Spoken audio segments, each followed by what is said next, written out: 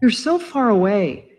And the other, I will admit, yet again in LA, you've done things big. Everywhere else, we were just a little more intimate. So I'm having a hard time seeing everything that's going on out there, but I hope as the night progresses, we'll be able to hear from a lot of you, and it'll be a very open dialogue. We've had some great meetings, started in Oakland before Christmas. On Monday night, we were in Fresno. Last night in San Bernardino, tonight here in LA, and tomorrow in San Diego. And this is the Board of State and Community Corrections opportunity to have a community conversation about Prop 47 and the use of the funds that have been allocated as a result of the savings from Prop 47. But before I begin that portion of the program, I'd like to introduce the people on the panel here for you today. Starting to my right, we have Chief Bejarano. He is a board member with the BSCC, and his full-time job is the chief at Chula Vista Police Department. Next to him, we have Scott Budnick. Scott is chairman of the Anti-Recidivism Coalition. He is also of very much importance tonight, co-chair of the Executive Steering Committee that will be putting together the request for proposal for Prop 47. He's sharing that job with another board member by the name of Leticia Perez. Leticia is a Board of Supervisors member from Kern County. She came to the board from the Public Defender's Office in Kern County and has recently been appointed to the BSCC, and they will lead the Prop 47 ESC. They are the only two members of that ESC that have been appointed thus far. Important to note. Next to Scott, we have Ken Spence. Ken comes to us from Speaker Atkins' office. Speaker Atkins of San Diego authored a bill 1056 that basically gave us a roadmap on how she thought the savings should be focused from Prop 47. They were very clear in that bill to give BSCC strong direction to ensure that we paid close attention to mental health treatment, to drug treatment, to housing and job training. And Ken, in a few minutes, will elaborate on that for us. I am Linda Penner. I have the honor of chairing the Board of State and Community Corrections. Next to me is our Executive Director, Katie Howard, and you'll be hearing from her in a moment, just to talk a little about the parameters of Prop 47. And the really hard worker at the table right now is our staff member and point person for our agency on Prop 47, Ricardo Goodrich. There's various other BSCC members here today doing a number of other functions, and my thanks to them. While we're handing out thanks, let me thank Sheriff McDonald and his staff for being with us tonight and assisting us with operations, and Mark Delgado, who's with the Countywide Criminal Justice Council. I saw Mark here somewhere. There he is, back there. It's so big, Mark, I'm pretty sure that's you, but I can only see this. Thank you. We had a pre-meeting today with many of the criminal justice, behavioral health, public defenders earlier, and I thought it was really a valuable experience. But now, it's an opportunity to speak to the community. As we do that, we thought it would be prudent to really sort of restate the parameters of 47, and for that effort, we're going to turn, actually, Ken, how about we go to you first? Do we do you first or you? Usually Ricardo. Oh, Ricardo, okay. Yeah. I've only done this 3 nights in a row. I'm not very trainable. So we'll go to Ricardo first, and he'll give you a bit of an overview. Once again, good afternoon, and this will in fact be just a brief overview of Proposition 47. Many of you are certainly aware of it and have participated in much of what was done to get it to this point, so we won't spend too much time on this. But Proposition 47, also known as the Safe Neighborhoods and Schools Act, was a voter-approved initiative in 2014. The proposition did several things. It reduced penalties for certain non-serious and non-violent offenses. It allows individuals to petition the court to remove certain non-violent crimes from their record. And the savings that are generated from this act should be invested into prevention and support services. And part of the reason that we are here tonight is that the proposition also created a grant program that has some very specific aims. And those include mental health treatment, substance abuse treatment, diversion, and recidivism reduction. Over the course of the night, we really look forward to hearing your feedback on your input on what you think the BSCC's responsibilities and priorities should be as it pertains to Proposition 47. Along with Proposition 47, there's another piece of legislation known as Assembly Bill 1056. At this time, I'm going to turn it over to Ken Spence, who is a representative of Tony Atkins for the Speaker of the House, to provide you some additional information on AB 1056. Hello, everyone. As Linda said, I work for Speaker Tony Atkins, and I had a part in helping to craft AB 1056. I'm part of our public policy unit, so I work on the public safety budget and issues related to boys and men of color. And with regard to AB 1056, our hope is that it will help with a wide range of issues facing at-risk, justice-involved, and formerly incarcerated individuals. A major feature of the bill that was not part of the proposition itself is housing. The Housing First model has a variety of benefits and has been a major focus for the Speaker, who's been working very hard to tackle the issue of homelessness in California. And we know that securing stable housing is a huge challenge for many folks when they try to re-enter the community. So we wanted to be sure that the Prop 47 savings will be spent not only on programs that effectively help former inmates with mental health care and substance abuse treatment, but also on proven methods of connecting them with affordable housing and wraparound supportive services. And we wanted this to be flexible. In some cases, housing support might mean rental payment assistance. In other cases, people might just need help finding a willing landlord or help repairing their credit. Two other aspects of the bill were also very important to us. First is that priority is given to collaborative proposals that include community-based organizations. Our intention is that folks will work together across silos, pooling resources and expertise, and that the community will be involved in a real and meaningful way. The second is that the formerly incarcerated community also has a seat at the table from the drafting of the RFP to the evaluation of proposals. The last thing I'd like to emphasize is that the Speaker's efforts in this area are part of a larger conversation that's happening in the Capitol that's led by the Select Committee on Boys and Men of Color in partnership with the Alliance for Boys and Men of Color. Now, the Alliance, for people who don't know, is a coalition of community organizations, philanthropic foundations, and system leaders who are all working together to improve outcomes for boys and men of color. The policies that they've championed have begun to change the conversation in Sacramento. And I think that their work is shifting the focus of organizations, including BSCC, and I commend their efforts for reaching out to the community with events such as this one tonight.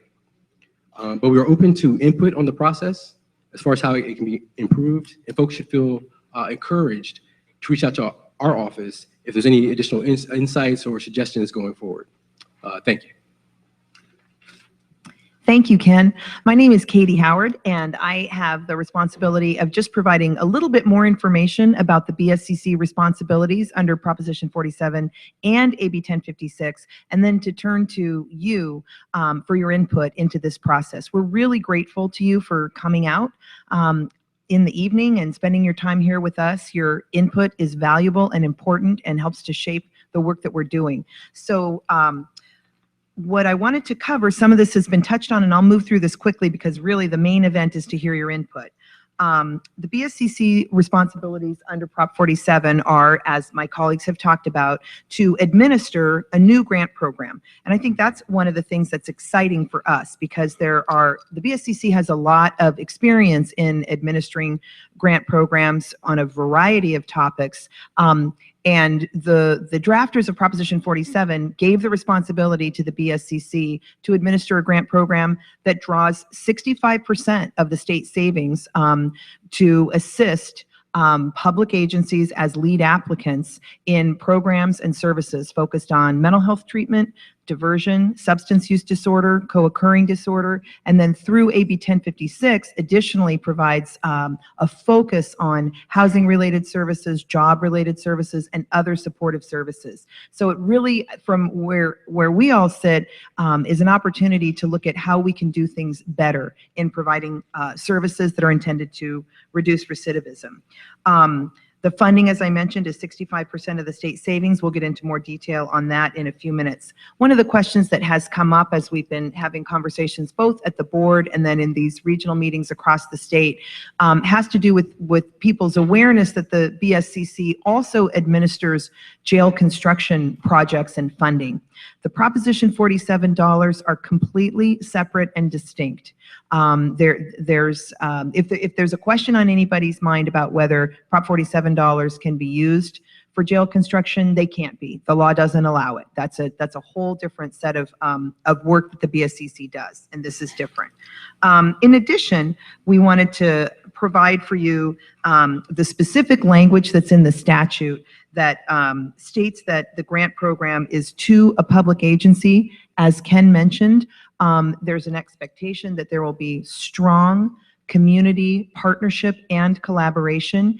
And unlike some of the other grant programs that the BSCC administers, where generally speaking, it's county organizations like the probation department or the sheriff's department who might be applying, this is a very broad definition of public agency and would include agencies like a housing authority or a city or a county or even a school organization or a behavioral health organization. So it's a much wider range of possibilities in terms of a public agency that can be a lead applicant for this grant. The focus, as we've already been over, is mental health treatment, substance abuse treatment, and diversion programs.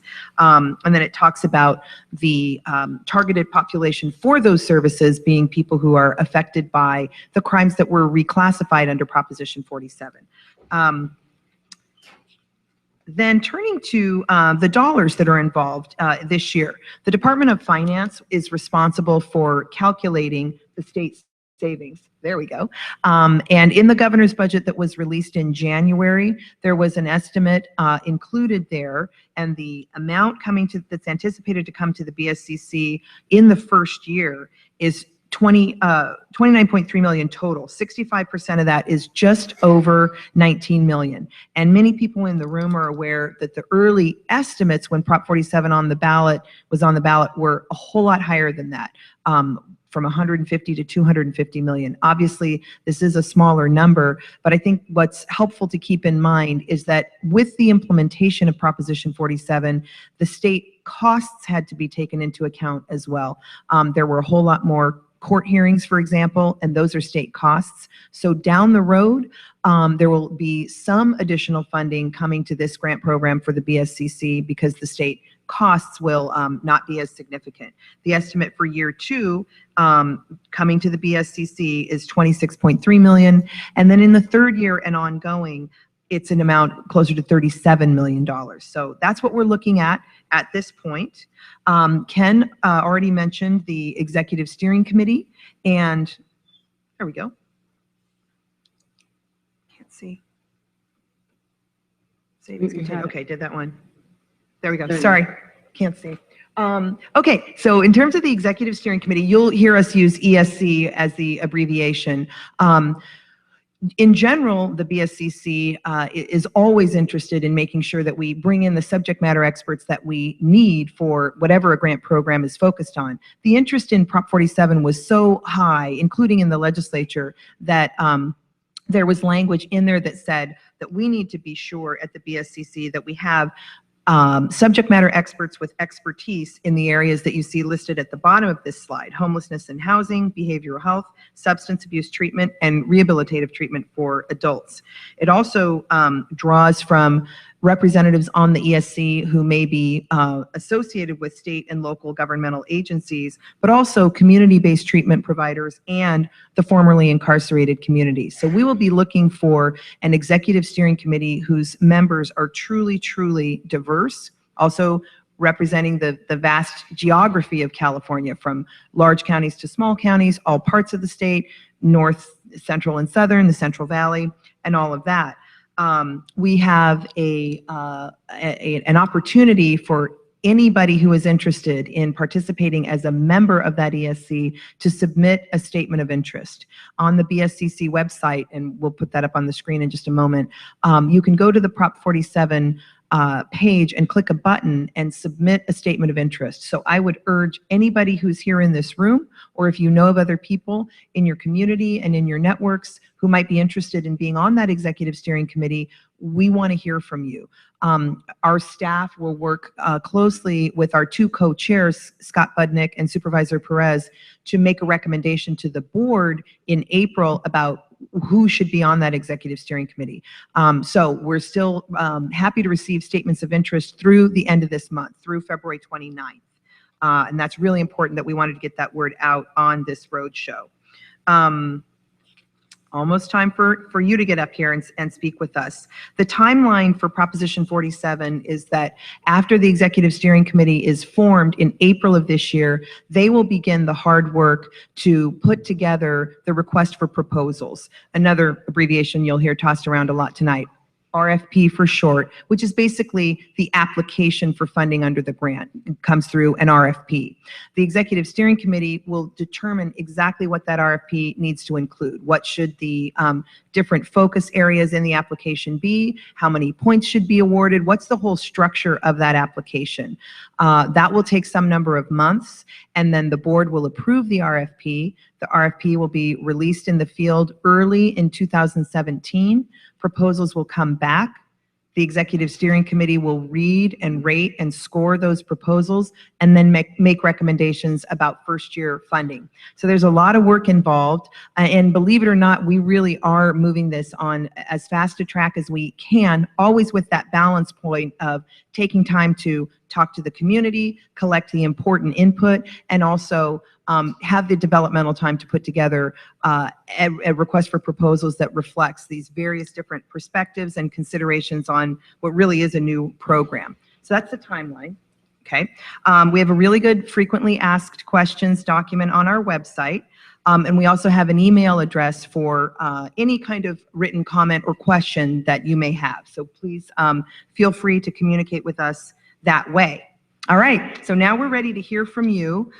We do have a whole lot of comment cards, and what we're going to do is call names up 4 at a time and ask that group of 4 to come to these 4 chairs. Tony, do you know which mic is live? I'm sure Antonio does. This one here. Okay, this is the live microphone on this end, so we'll ask people to just move down the line. You probably, I'm sure we'll figure this out together. We don't need a whole lot of chair shuffling. Maybe we should just have one person come in at a time and speak, and then the next person can be ready. With the large number of speakers here tonight, we're going to have a, it's this one that's live. We'll have a 2-minute time limit for your input. If you have questions for us, we may not be able to spend a whole lot of time in back and forth dialogue tonight. We need to see how it goes. We'll answer as many questions as we can. And also, please know that we're available for follow-up questions and email questions as needed. Did you want to add something? Yeah, so just a reminder or a note, we're also streaming this meeting tonight online. So when you approach the mic, please speak directly into the microphone. And just thank you very much for your patience.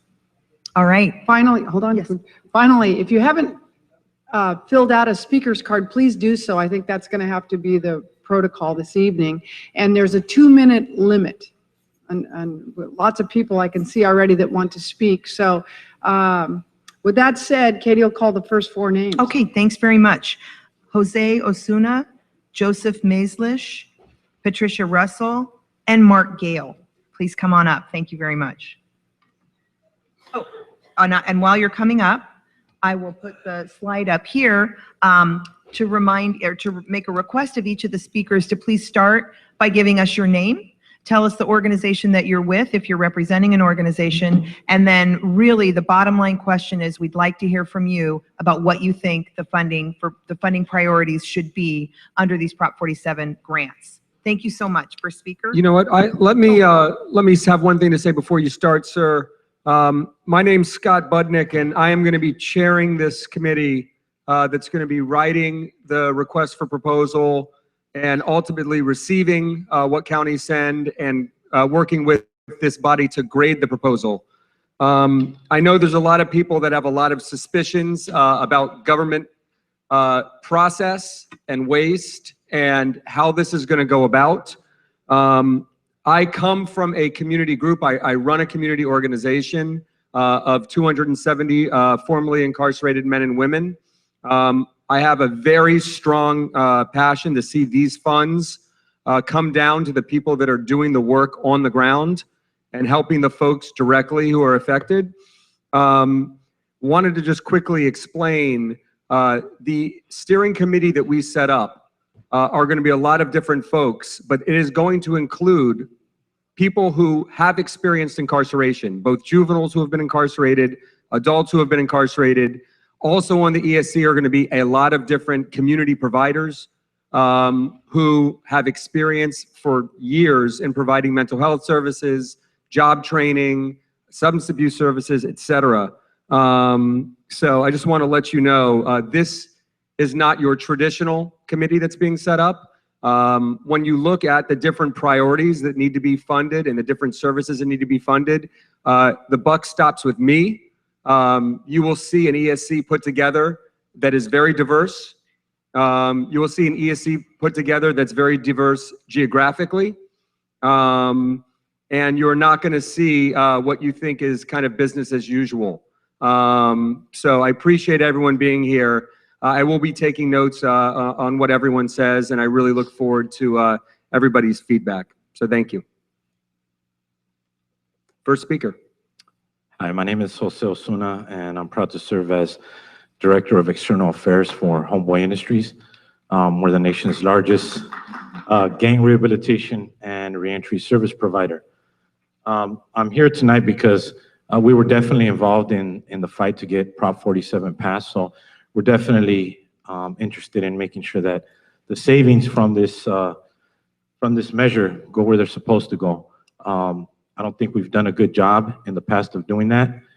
And the organization that I work for has had a very painful experience over the 28 years of our existence regarding funding. So my primary concern is that this board really look at direction from this committee that's going to be formed, that everybody takes into account the different service providers that exist throughout the state.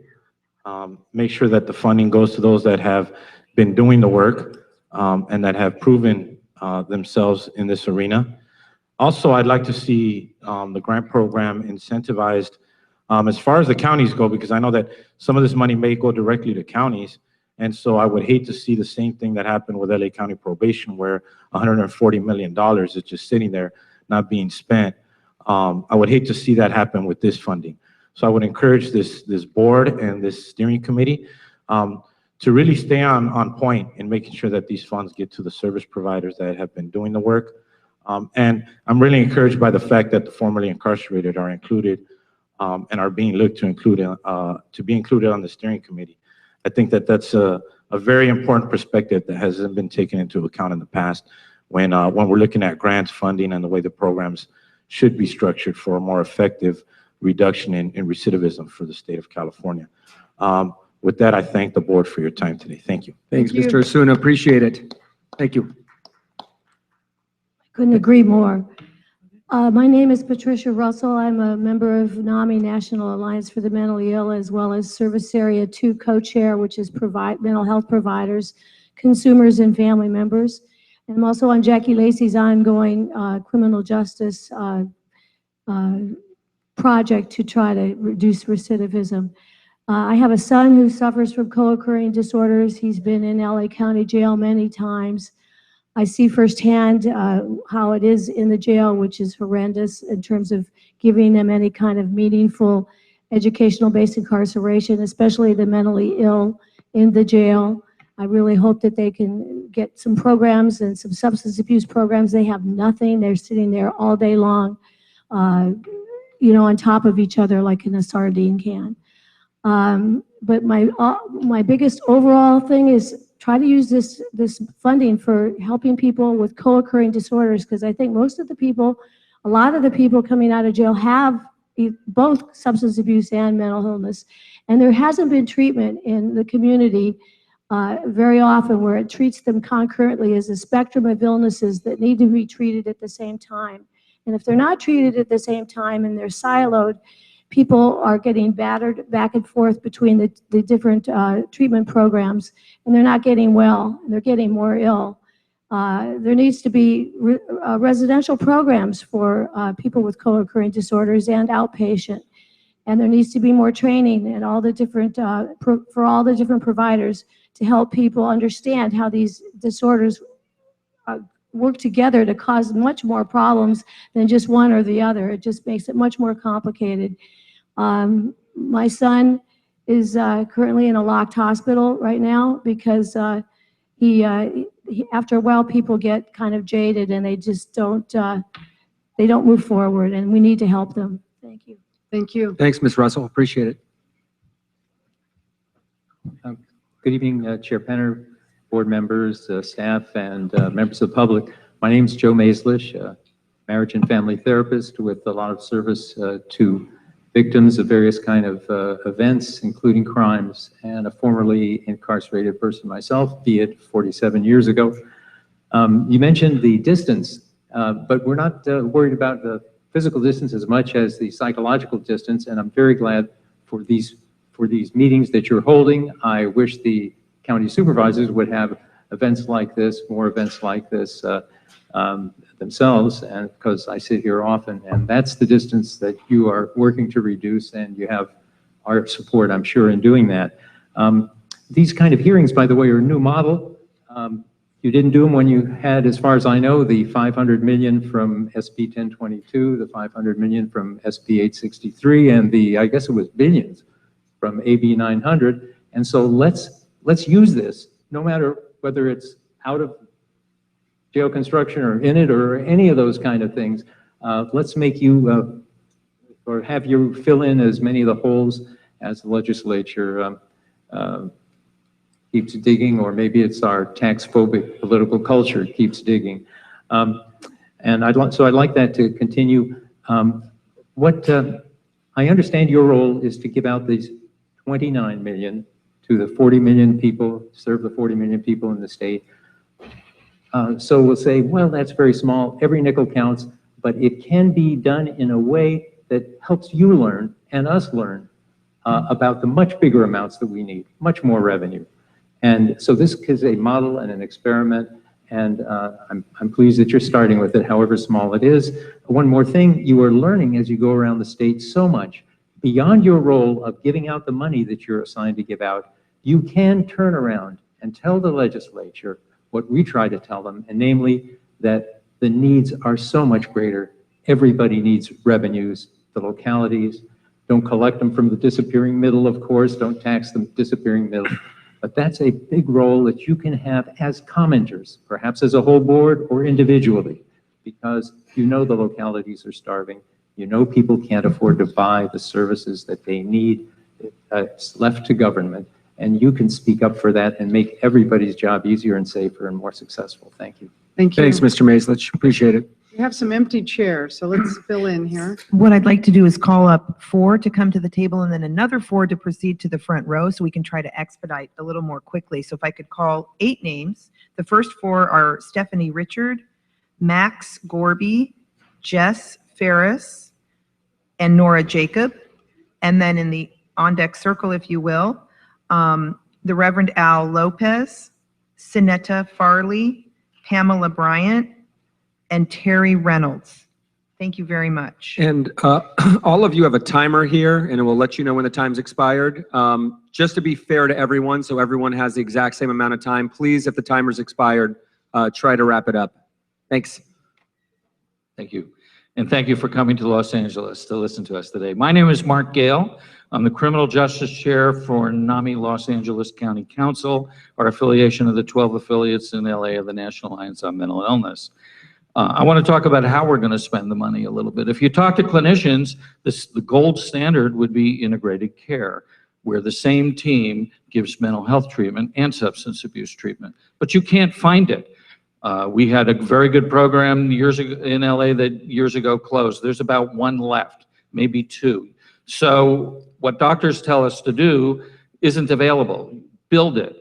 And I understand that licensing for substance abuse treatment and licensing for mental health treatment has its obstacles. Let's solve those impediments so we can bring facilities together where people with mental illness with co-occurring disorders can get the treatment they need. If it's a 12-step based program, then adherence to mental health treatment, taking your medication should all be part of those 12 steps. And let's not just stop at a 12-step. We've relied on 12-step for too long. And I'm not knocking it, it's helped many, many people. I know people who've been sober for 30 years, thanks to a 12-step program. But there's new science, and we should be looking at new science. We should be looking at cognitive behavioral therapy, I understand, is doing wonderful things in helping people achieve sobriety. There's medication therapies that are available that didn't exist years ago. These are tools that we should be using, but we're not. We put the substance abuse in this silo and the mental health treatment in that silo, and it doesn't work. And people have to navigate a very fragmented and complex system. Also, all dual diagnosis treatment may not have to be residential. It's very expensive. It means people can't go to their jobs, be with their families, keep their homes or apartments. I never hear about anybody talking about some kind of outpatient program. So people could go to a program in the day if they work at night, or go to a night program if they work during the day and could maintain their employment and achieve their recovery. So that's just a few ideas I wanted to share with you today. And again, thank you for coming to LA. Thanks, Dr. Gale. Appreciate it.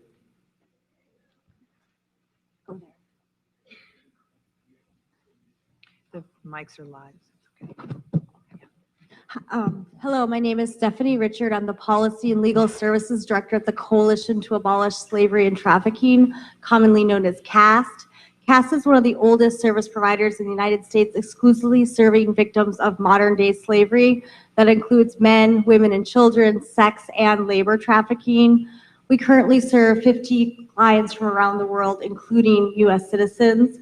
Our model includes comprehensive services, which include long-term case management, shelter, as well as legal services. And I'm here today to talk about the complex nature of trafficking. And one thing that's difficult of trafficking crime is a lot of times our survivors are forced to commit crimes in the course of their trafficking experience. The most obvious is prostitution. But in other areas, we see clients arrested for selling or cultivating drugs or stealing. And so what we have is a victim population, someone who's never even really committed a crime, actually having these really lengthy criminal records. It's very common for me to have clients come through our doors who have 30 to 40 arrests. And I've had clients who have had up to 200 convictions.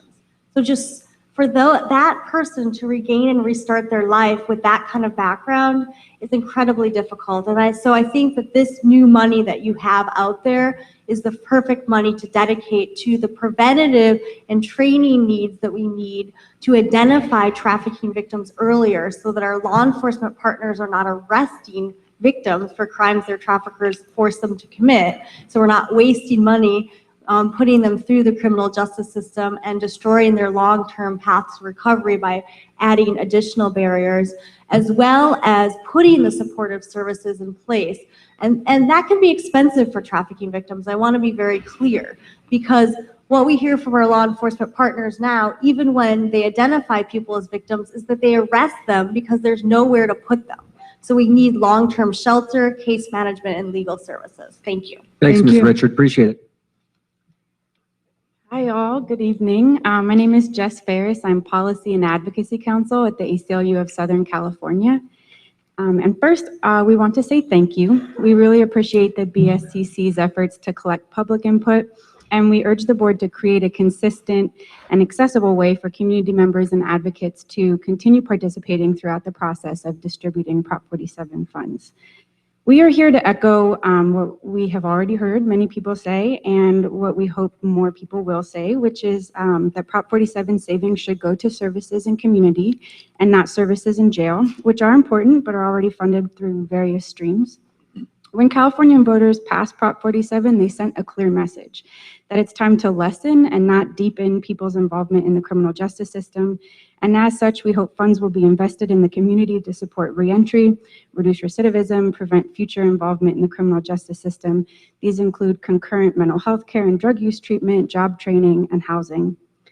Los Angeles County suffers a gap in community services, and we hear that even from judges who say they can't dole out the justice they deem appropriate because there is a lack of community services. And that's because our state has so often prioritized incarceration-based spending over expanding community treatment centers and programs.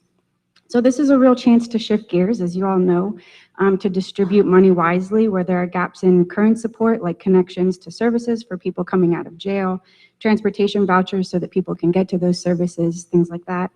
And we're really excited for this opportunity to think outside the jail cell and prioritize prevention finally over incarceration. So again, thank you very much. Thank you. Good evening, board members. My name is Reverend Nora Jacob. I'm the Executive Director of the Pomona Valley Reentry Coalition. We are a coalition of nonprofits, for-profits, faith-based communities, and government agencies, including parole and the GAIN program, serving the Pomona Valley, which is 16 communities at the eastern end of LA County and the western side of San Bernardino County. We're incorporated as a nonprofit, and one of the things we do each month is to hold a reentry resource fair, serving men and women coming out of prison primarily. We served about 800 people in the past year, the first year of our work. We're going strong. We're starting a legal assistance clinic now to help people with their Prop 47 reclassifications and expungements. I come to you to ask that you look at coalition-based work, community work as your focus. Coalitions make money multiply. That's what we've discovered in the Pomona Valley. We have gotten to know one another, to network together, to refer to one another, both formally and informally, and it has made a tremendous difference. People who come our way don't fall through the cracks. We start them at the reentry fair, then we hold on to them, we refer them, we do follow up, and we do it at a fraction of the cost. It's not just that incarceration causes more problems, it's also that incarceration is so costly and so punitive and difficult compared to what happens when you are in your own community being served by those who love you and know you and care about you and want you to stay put. That's what we ask for. Thank you. Reverend Jacob, wanted to say and wanted to let the audience know, in some of the past RFPs that we've done around services, collaboration has been a huge part of the proposal and actually something that's graded. So we definitely, if I could look into the future, there's probably a very good chance that collaboration and different community organizations working together to do what they do best and make it just a really great kind of wraparound model will be a large part of what we're looking for. Thanks a million. Thank you. Thank you.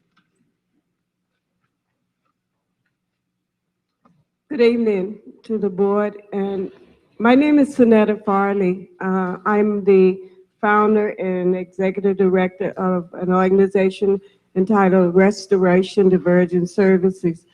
Our clientele is victims of sex trafficking, and we are also members of the We Can Stop STD LA Community Advisory Committee. Tonight, I'm here to ask that you, one of the components of our program is that we have a divergent program. We have a written curriculum, and the young ladies that we receive are young ladies that come from the court, especially the Compton Court. We are located on the sex trafficking track on Long Beach Boulevard in the city of Compton. We are not funded. We have been existing for 2.5 years, but we exist with contributions and donations that are provided to run our program through organizations such as the churches, sorority organizations. And we need funding so that we can hire staff that would be there permanent. At the present time, we all of our staff is volunteer. And we work with and we collaborate with other organizations to help us provide the services for these young ladies. They do not have, coming from the courts, they do not receive any kind of funding to help support them to get out of the life. Our primary program is to encourage them and provide as much service and support that we can to get them out of the life of sex trafficking. We have also young ladies who walk in our center. We have a drop-in center who walks in our center from the streets, and we provide service to them. So we hope that some of the funding can be used for our program. Thanks, Ms. Farley. Good evening. My name is Pamela Bryan. I'm the Vice President of Restoration Diversion Services in Compton. I am a member of the We Can't Stop STDs of LA Community Advisory Coalition. As a human trafficking victim has gone through the criminal justice system, they get ordered by the judge to enter a diversion program, which we have in our facility. They must try to find resources such as bus fare to even get there to attend the program if there is not one in their community. This is one of the many barriers blocking their ability to rebuild their lives. Lack of job skills, lack of education, lack of family support, lack of knowledge or access to caring, non-judgmental, competent health care services are huge challenges victims may endure when attempting to escape the lifestyle of human trafficking. So we would really appreciate that you would consider our young ladies a chance to get the help and to have a normal life that they deserve in today's society. Thank you very much. Thank you. Thanks for the work you're doing. Good evening. Reverend Al Lopez, Vice President of the Pomona Valley Reentry Coalition and lead pastor of Urban Mission, United Church of Christ, Disciples of Christ Church in South Pomona. In the summer of 2014, our property was broken into and vandalized, costing thousands of dollars in labor and repairs. We eventually learned that the man responsible for this was the same man that I had provided pastoral counseling to the night before. Solomon's family had reached out so that I would pray over him because he was hearing voices. I quickly learned that Solomon had several run-ins with law enforcement, but had always been sent to jail and released a couple of nights later. Solomon is mentally ill, yet law enforcement's response to his illness was always that of punishment instead of connecting him with organizations that could help him. When people suffering from mental illness are punished instead of treated, society pays the price. We pay the price financially. We've seen the reports highlight the millions of dollars that would be saved if there was an alternative to incarceration for the mentally ill. But more importantly, we pay the price as our communities are fragmented and fellow human beings are no longer viewed as people, but as numbers to be locked away. When we last heard from Salomon, he was living on the street. Instead of pressing charges, we developed a relationship with him and others experiencing homelessness and have found new ways to live into our faith as a church.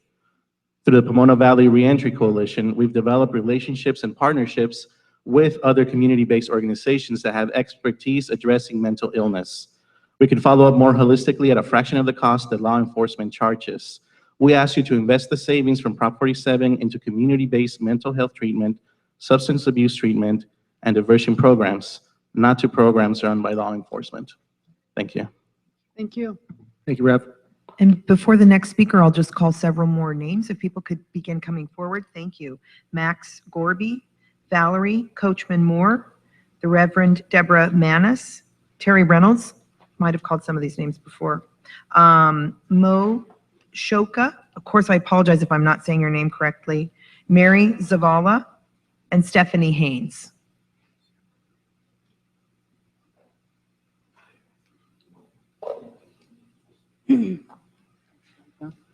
Hi, good evening. My name is Terry Reynolds, and I'm the Outreach Program Coordinator with the Asian American Drug Abuse Program.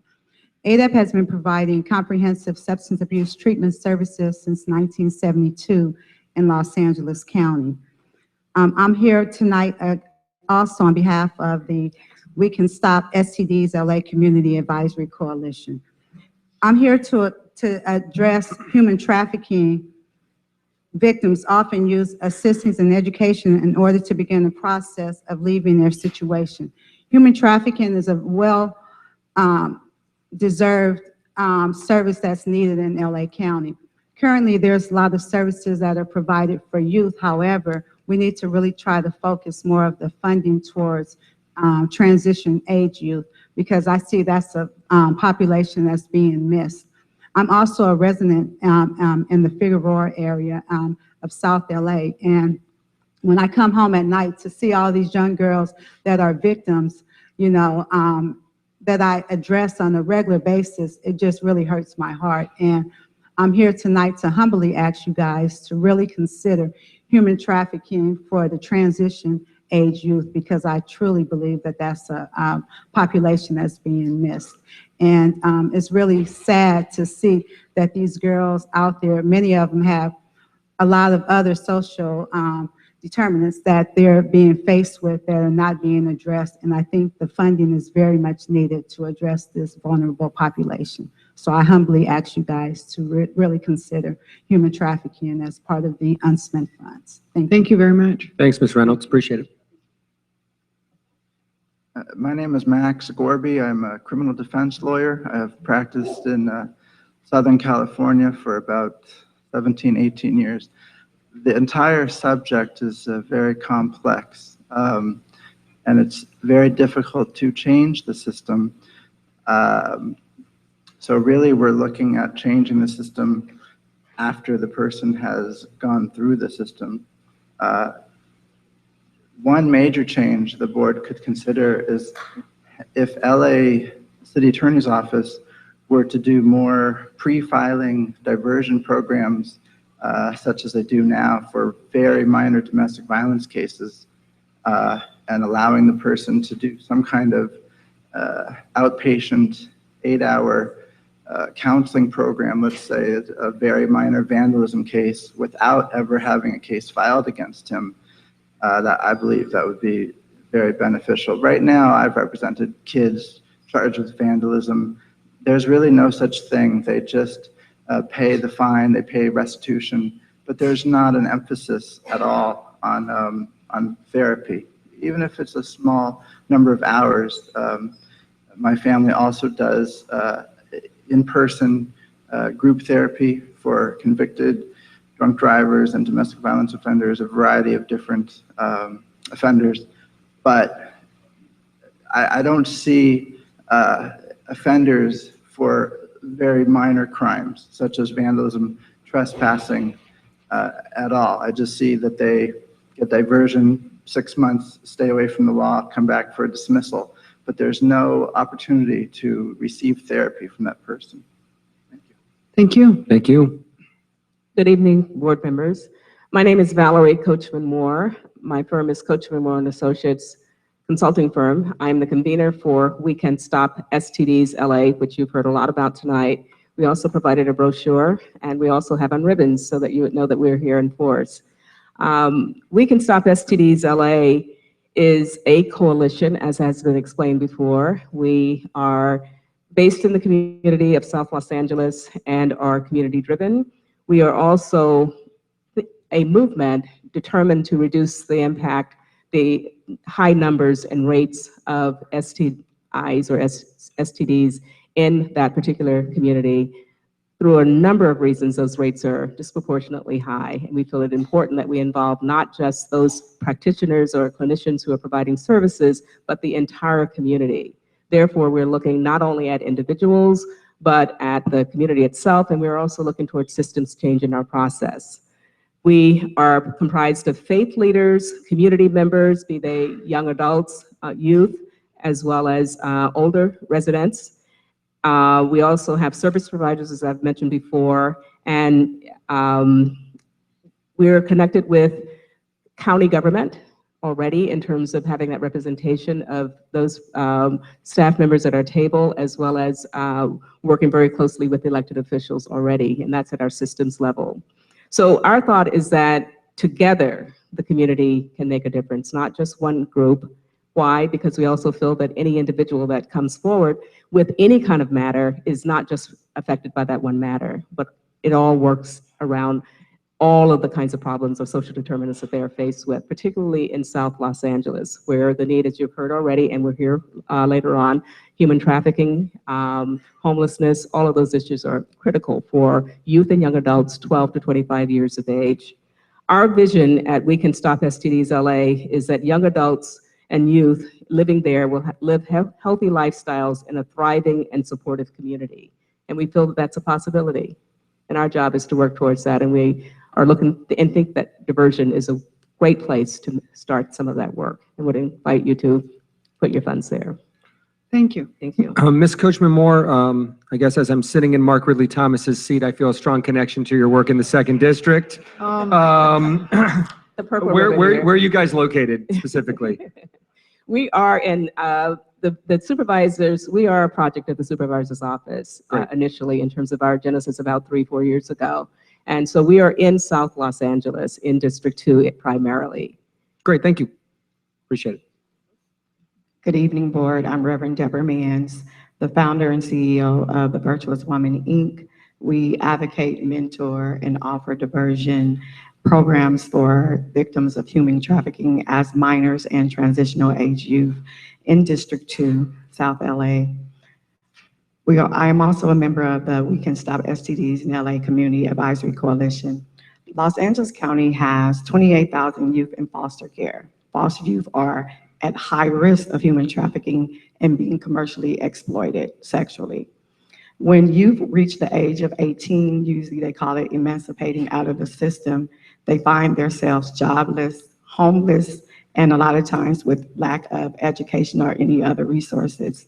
My organization personally, we receive probably 5 to 6 phone calls a day. I just got a call on the way here of a 22-year-old foster youth who has emancipated, who was just put out of her home and now has nowhere to go. Even though she works with a foster youth agency or organization in South LA, there's still very limited resources for shelter once they become out of the probation system, out of DCFS.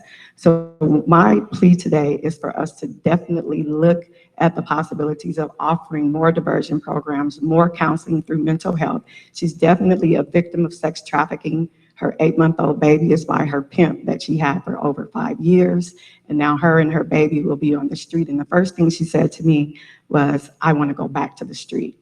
And that's what we have to stop that, using diversion programs that are ran without law enforcement, where advocacy agencies and mentor and other community agencies come together and offer them shelters, resources, and other things so they feel confident, not just within themselves, but providing for their children that will eventually come up, and we don't want to put them into the system. So my plea today is to, one, help us get what we need so that we can offer supportive services and enable them to live stable, fulfilling lives. Thank you. Thanks, Reverend.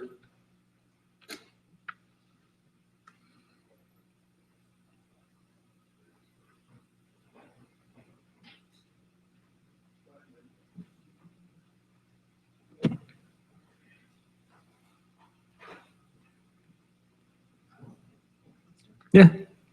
Good evening, board members. My name is Mary Savala. I am also a member of We Can Stop STD LA Community Advisory Coalition. I am a co-chair of the Policy and Advocacy Committee. Currently, few diversion programs exist in LA County.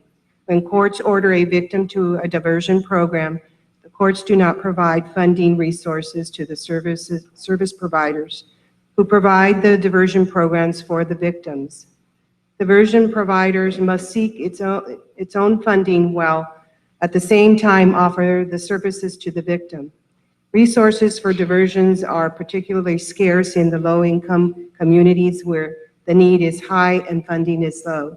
So we ask that you help us fund the diversion programs within the community that really are doing the hard work and working with the community and trying to improve the services and the area that they live and play in.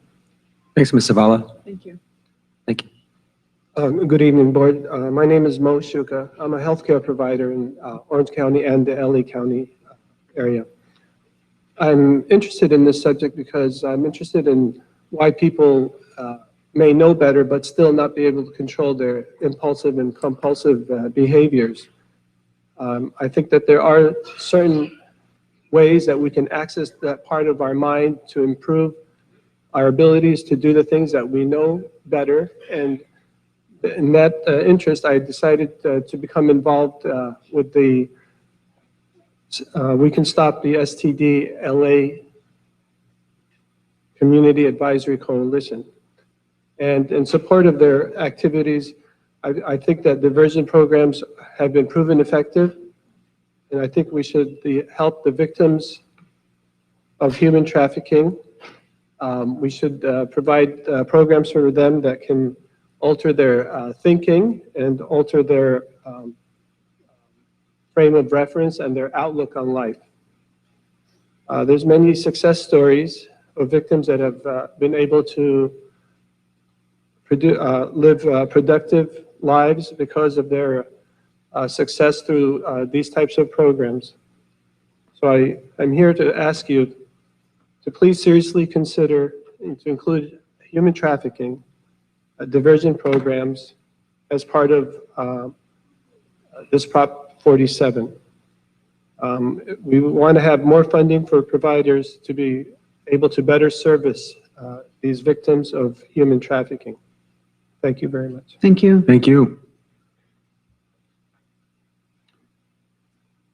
Good evening, how are you doing? My name is Gerald Thompson. I'm the co-founder of Pathways to Your Future, a transition age youth program that has been funded through the Los Angeles Homeless Service Authority and the only South LA homeless shelter for transition age youth for the wintertime. We're also seeking to be year-round soon. With foster care having over 28,000 kids in it throughout the country annually at least, our shelter only provides 35 beds, even though we have 45 cots. We're funded for 35, 45 is what we take, and that's on any given night. Being homeless is not a crime, and a lot of our young people that are homeless, they end up being arrested and put in jail, juvenile camps, and so alternative schools because of their homelessness. The shelter takes in quite a few young ladies and men that are being sex trafficked. Along with, we are finding that a lot of them are suffering from post-traumatic stress and other mental illnesses. What we're asking is that, first of all, you consider some of my colleagues that you just heard from the Stop STD LA's coalition, because the coalition is the bottom line on service providing this type of a population. And we hope that you consider, let me also say this before I close. I was listening to that you have actual former incarcerated people on your board and the committees. Well, I've been arrested 30 times. I'm a former gang member in the 60s, and my past has become my greatest asset. And so we're hoping that you'll take a look at what we're doing in South LA to stop homelessness for transition age youth, but also realize that that population is the targeted population, that gang members are jumping into gangs and are taking young ladies and men and performing sex trafficking. So I appreciate you being here. LA is the most diverse community probably in the country, and you've heard a lot since you've been on the road. But this is a city that is not like any other city. Thank you very much. Can I ask you a quick question before you Yes, leave? sir. 30 plus times arrested, former gang member. Yes. What was the moment? What did you need? What happened? What did it for you to now make you sitting up here as an advocate? I think I was about to die from getting loaded, and I was going to pawn my daughter's typewriter. You guys are too young to know what a typewriter is, but I just hit a lick, as we say, and got her a typewriter for her senior year in high school. And I saw this commercial on television, and it said, "Would you die for me? Would you leave your family for me?" And I started crying and asked God to please help me, and I have it. And that's been 26 years. Thank you, really inspiring. And by the way, feel free, anyone, if you want to apply to be on this ESC, go to the BSCC website. I hope you do. Thank you. I'd just like to call up several more names. Are you Stephanie Haynes? Yes, I thought so. Okay, great. So let me call several more names, and if people could Are begin you coming sure you're forward. Stephanie Haynes? Okay. Thank check you. it. Okay, Tim Corngay, Ben Tony, Dawn Johnson, Michael Russo, Rabbi Cohen, Catherine Clay, and Sheila Armstead. And it's okay if you don't speak in the exact order that you're called, but if you could just come up and form a line, we will keep moving through. Thanks so much. Yes, good evening. My name is Andre Forte. I'm a member also with Pathway Through Your Future. I'm a board member. And also, I also support, also a member of We Can't Stop STDs, LA community. And also, being a board member of Pathway to Your Future, the shelter that we provide for the youth from the age group of 16 to 26 years old, it's phenomenal how many homeless youth that we have in the county of LA. There's over 3,000 homeless youth, teenagers roaming around in LA with nowhere to live. And it's imperative that we find shelter for these youth. And if you guys have it in your heart to allow the funds to come in our direction, we can show you that we will make a difference in this community in Los Angeles. And I thank you very much. Thank you very much. Thank you. Thanks, Mr. Forte. Good evening, committee. My name is Tim Cornegay, and I'm a member of LA Voice, an organization that exerted a lot of effort and energy in getting Proposition 47 passed. So some of our concerns are that what we want is that this funding not be given to the agencies that have the most elaborate construction or the most articulate delivery, but the ones that are the most effective. Being that this is such a small amount in relation to the need, the organizations have to be able to make every dollar count, or the dollar disappear into nothing. We would like for it to be funneled to organizations and agencies that prioritize like reentry housing and reentry programs, reality-based, and have an understanding of what the needs are of an individual that's been incarcerated for a long period of time, because there's a re-socialization component that's kind of absent. And lastly, we would ask that the committee continue to encourage counties to form local partnerships to reduce recidivism and provide alternatives to incarceration by requiring that a percentages of local funding be incorporated in community-based service providers. Thank you very much. Thank you. Thank you, sir. Good evening, I'm Stephanie Haynes. I am a health educator, and what I do in the community, I represent spots 6 and 8, and I run into a lot of young ladies that have been either prostitute or sex workers, and also human trafficking. I'm also as a past member of the, not a past member, the past co-chair, I'm sorry, co-chair of the Policy and Advocacy for We Can Stop LA. And I am was very concerned that, you know, the service providers report long wait lists of trafficking victim services and law enforcement partners struggling to find shelter for victims that have been identified as traffickers. In fact, service providers report that victims may often be arrested by law enforcement simply because there is no other way to secure services. The cost of human trafficking victims to receive comprehensive services, including case management, shelter, basic needs, and legal services, are $19,000 a year. So what I'm saying is, because of the trauma they have experienced, a human trafficking victim has needs for the 4 states categories of potential Prop 47 fundings, including mental health treatment, drug abuse treatment, housing, and diversion program.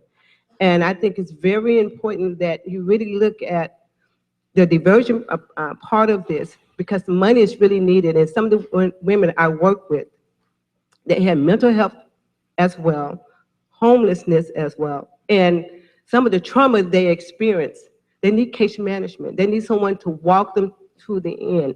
And they need a total, a holistic approach to their care. So thank you so much, and I hope you consider that giving the money to the diversion process. Thank you. Thanks, Ms. Hayes. Appreciate it. My name is Dawn. I'm known as the self-esteem queen on the streets of District 2. I'm the executive director of the SEQ Hope Foundation. I am a former traffic teen, but back in the day when I was a traffic teen, they called us teen prostitutes. From the age of 14 and a half to 17, I walked the streets of Compton, California, selling my body for money after being abandoned by my mother. I have spent the last 15 years rescuing, without cameras, without any sort of public fanfare, teens, young men and women from the streets of District 2, as well as over the whole country. Diversion programs are very important for a number of reasons, but the ones that I want to state today are more for the gang members, because I don't think any gang member grows up and says, I want to traffic women, and I don't think any gang member grows up and says, I want to be a gang member. So I think diversion programs are extremely important because we focus a lot on the victim, that would be the young lady. But I'll be honest and say that a lot of these victims are young men who don't have any sort of diversion program from the streets. They don't have any sort of diversion program from the gangs that in the areas that they live in. And I would just ask you to please consider diversion programs. I have funded my own nonprofit for the last 15 years, so money is not really an issue for me. But for the community that I serve, and also for my community partners that I serve with, I think that this money in regards to diversion programs is going to be extremely important. And I just ask that you give that great consideration. Thank you. Thank you. Thank you, Dawn. Good question. When you were 17 and you got out of this lifestyle, what was the greatest resource you needed, or what happened, or what was provided that really helped you get back on your feet?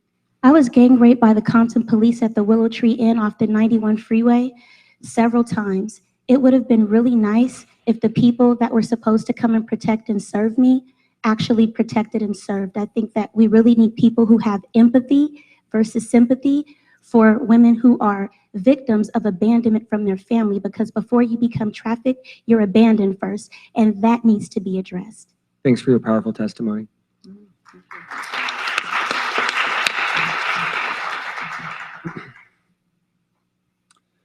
Good evening. My name is Ben Toney. I'm an organizer with SCOPE, Strategic Concepts and Organizing and Policy Education.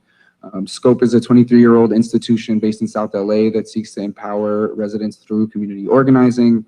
SCOPE and its members advocate for job and workforce policy, investments in social services, and just really working to ensure that we have access to much needed programs and services.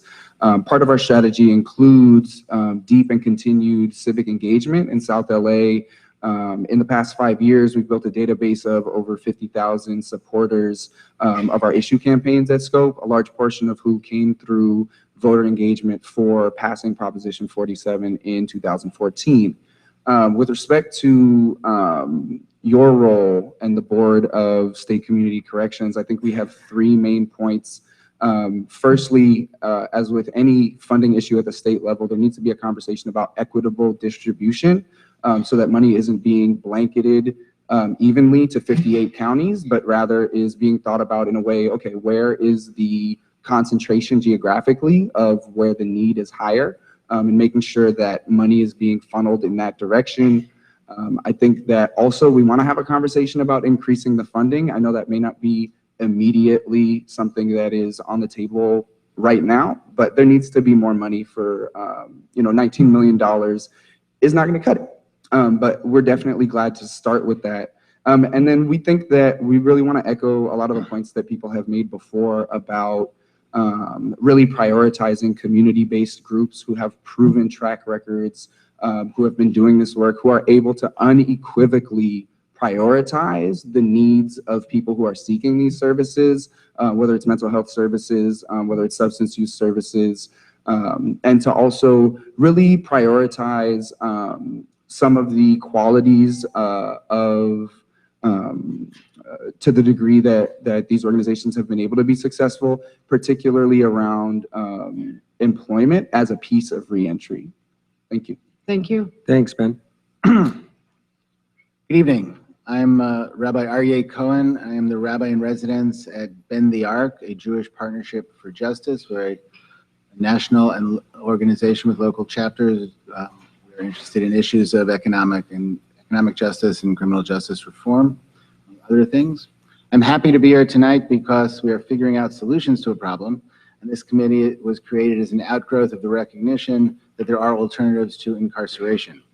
As you all know, this country incarcerates more people than any other country in the world. Because of the disproportionate way in which African Americans and Latinos are incarcerated, many communities of color in this state are devastated by this high level of incarceration. I'm asking you tonight to follow a path based on the wisdom of Psalms, shun evil and do good. On the one hand, Prop 47 funds should be going to preventative community-based programs, access to educational and job training programs, community-based mental health and drug programs. On the other hand, the funds should go to community-based reentry programs and diversion programs, job training, education. In doing this work, I want to support your framework of including formerly incarcerated people on the executive steering committee. Their expertise is invaluable in this process. I also want to stress the importance of using some of these funds to implement community-based gun violence reduction programs. In my tradition, the purpose of the judicial system is ultimately tshuva, or returning an offender to the community in a way that will benefit both him and the community, returning and repairing the tear in the fabric of the community that was caused by both the offense and the incarceration. The money from Prop 47 savings can facilitate and expedite this process, creating ultimately a fairer, kinder, and more just society. Thank you. Thank you. Thank you, Rabbi. Good evening. My name is Sheila Armstead, and I am from Community Coalition in South LA. And there's a whole lot I would really like to say about what's needed as far as the changes from people going to jails and prisons in comparison to getting preventive care as a diversion for them going to jails and prisons. I am mentally ill myself. I have been to jail a couple of times. And if it hadn't been for the programs that I was able to become involved in, like Portals and Sobriety House of Long Beach, I would not be standing here in front of you today, even trying to get funding for my own nonprofit organization to help people, because the need is that great. People who are mentally ill are very sensitive people. They have a need for a lot of calm. They have a need for compassionate people who are concerned more about the job in its passion rather than its paycheck. But we need the people to be retrained to deal with us better. We need more housing. We need more drug and alcohol rehabilitation places. We need more mental health centers. I come into contact with nearly 30 to 50 people on a regular basis. And I am so saddened by the fact that so many of them have turned to drugs and alcohol as a means to deal with their pain and the shame that society has put upon us. Please, please, I implore you, we need funding to help us get some grounding, to help us to get back on our feet, to help us have a sense of confidence and pride in ourselves, because there's too much I don't care in the world going on today. Me personally, I'm a little stronger than some. Thank God has been blessing me spiritually every day of my life, but some of us are not quite so able to get a hold of a God of our understanding to help us find the way. Thank you. Thanks, Ms. Armstead. Good evening. My name is Catherine Clay, and I am considered to be a person or a consumer of the Department of Mental Health. Also a person with lived experience with dealing with coming from the urban community of mass incarceration, seeing all of the male in my family member going to jail. I represent, or I'm an advocate for one of the department's only all women's mental health clinics that was a part of the AB 109 program. I successfully graduated and did a year's internship. And as working with the Dr. Southers, he gave me a specific duty to figure out what was going wrong with our Pacific diversion program. And so I hear all these organizations here, and one of the things that I would like to be able to ask is, when you're developing this steering program or steering committee, not just to think about organizations, but think about people with the lived experience who's going to benefit directly from these services. I see so many times that organizations or committees develop programs for us, the community, but they leave out the community's voice and what would we like to have. And so I think that that's the important part, to be able to create and make sure that there's a position available for us, members of the general community, to be able to say, how could we develop the community? And so many times organizations hire people that don't live in the community. And so to be able to speak and uplift on what would we like in our community, how will we be able to see? I see if we put this money from Proposition 47 back into our community, I believe in supportive employment. That's one of the things that our AB 109 program have developed. So as I do homeless court every other month, and I work with the city attorney's office, and I appear, and I'm a member of Mark Ridley Thomas Mental Health Committee, to be able to be engaged with organizations that are involved in the community and really do help the community. I wish you just give the community an opportunity to be a part of the steering committee. Great, thank you. Thank you. Appreciate it. I'd like to call up the next 8 names, please, before our next speaker. Gilbert Johnson, Diana Zuniga, Morgan Humphrey, Eunices Hernandez, Darlene Burke, Takwa Bowie, Geraldine Stapleton, and General Dosen. Great. Thanks. My name is Mike Russo. I'm with the Advancement Project California. We're a statewide, next-generation, multiracial civil rights organization working to achieve racial equity and create opportunity across the state.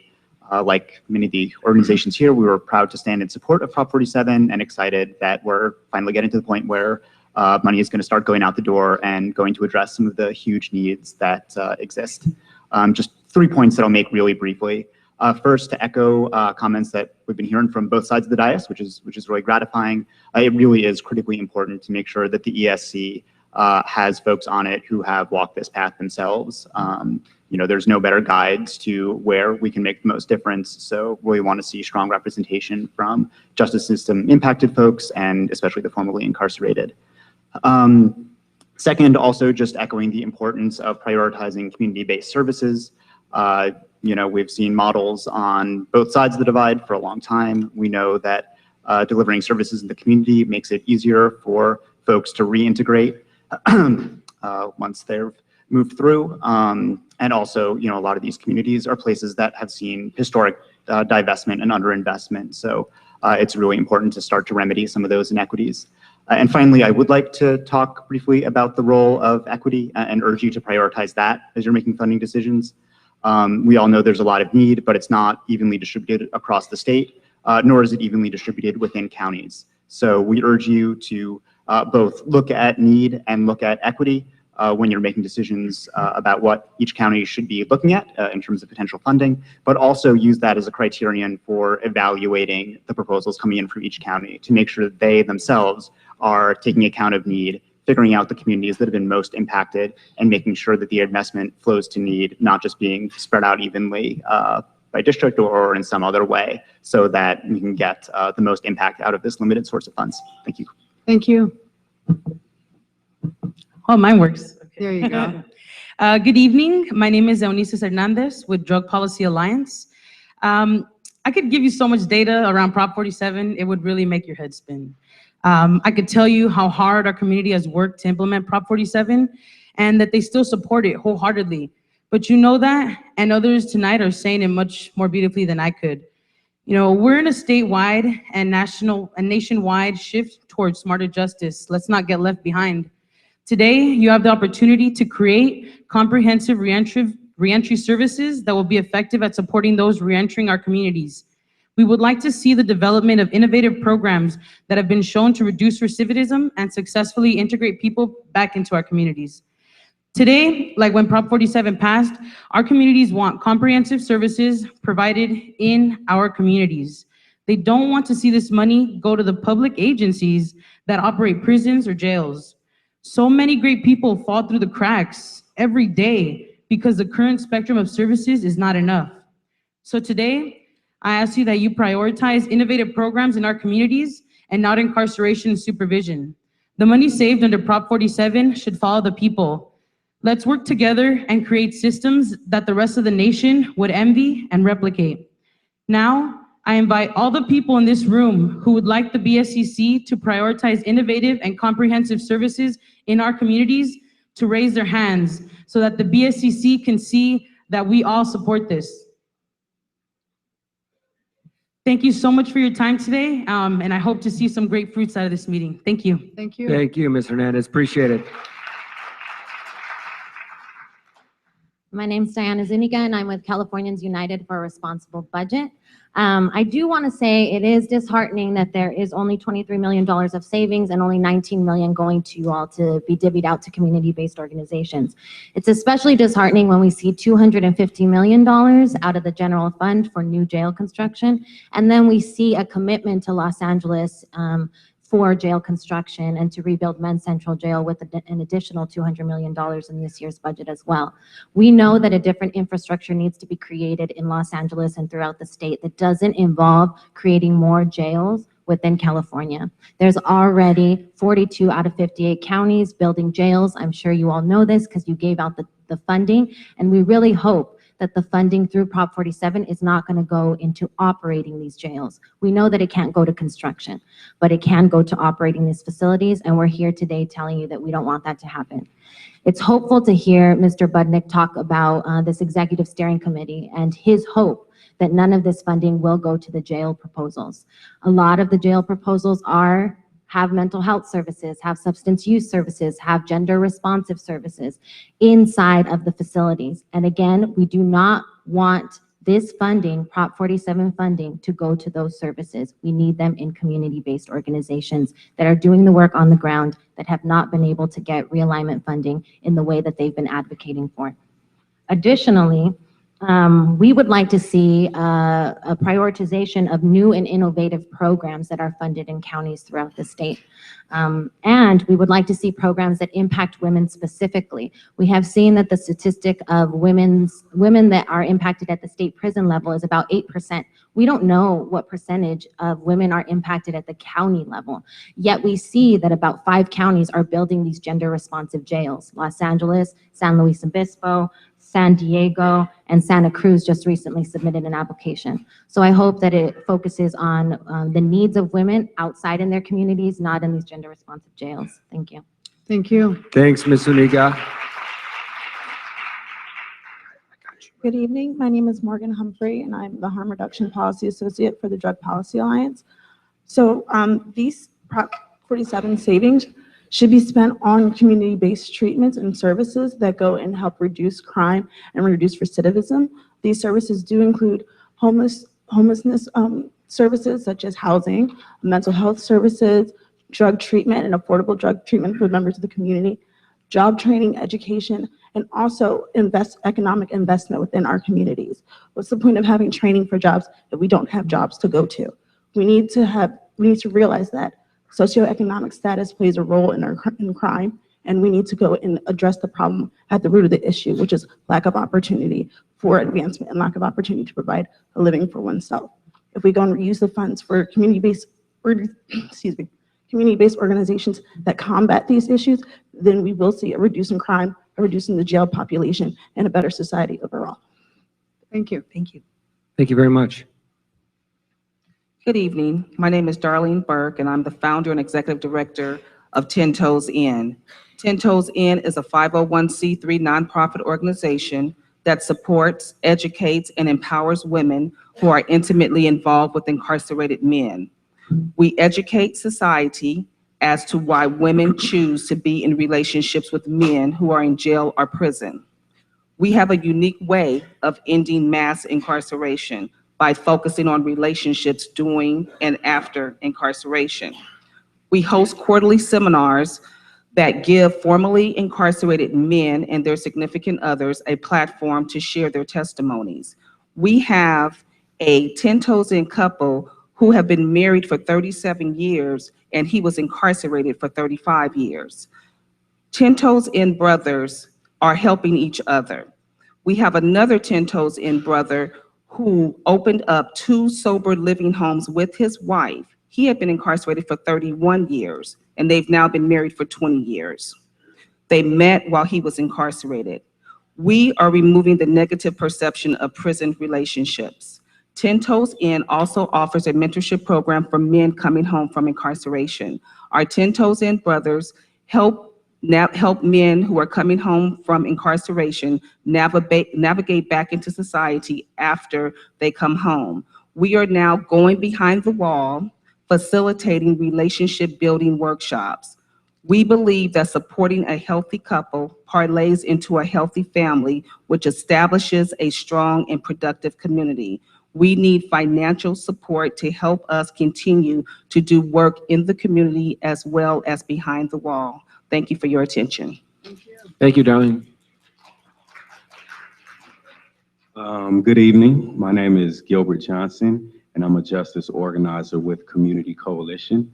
I would like to echo many of the voices you've already heard this evening, that Prop 47 funding should be invested into community-based programs that provide the quality services that address the root causes of crime, addiction, and poverty. I work with many mental health and drug treatment service providers here in South Los Angeles, and they are really invested into rehabilitating our people and really creating law-abiding citizens. The passing of Prop 47 showed that the will of the people has shifted from mass incarceration towards community-based violence prevention strategies. And we have to prioritize our people in our communities over law enforcement and incarceration. And this funding should also be distributed equitably to the communities that have the highest need. We also support a steering committee that is made up and representative of the people who these funds will serve. So thank you for listening. Thanks, Mr. Johnson. Appreciate it. Good afternoon. My name is General Dogon, and I'm a civil rights organizer with the Los Angeles Community Action Network, better known as LA CAN, on Skid Row. And since the beginning, we was fighting to legalize a Prop 47. And since then, we've been working weekly, to bring the services that those people that are eligible for Prop 47 to them on Skid Row. And those are people that are housed and unhoused.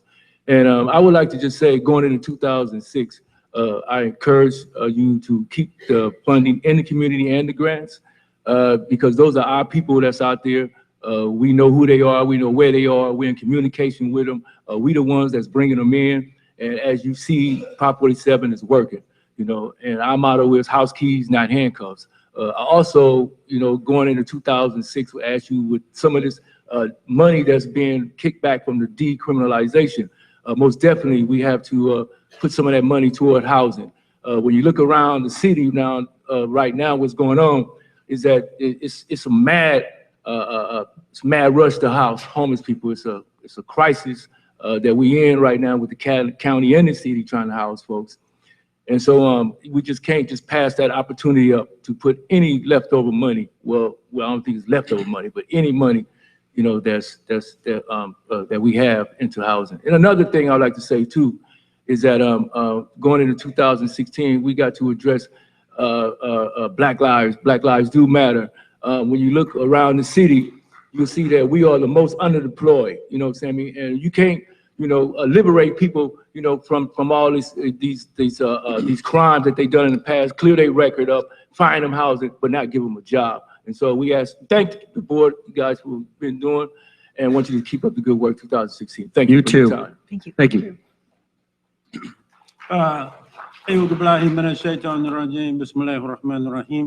Good evening, board. My name is Takwa Abui, and I was confined in 1983 from Oakland, California, and I was paroled January 2015 after 31 years. And I represent Scope, and our effort is to contribute to the healing, the social ills of society. And those ills, some of them being mental illness, drug addiction, and homelessness, to name a few. And those are some of the core cause of a criminal mentality, because that's what crime is, a mentality.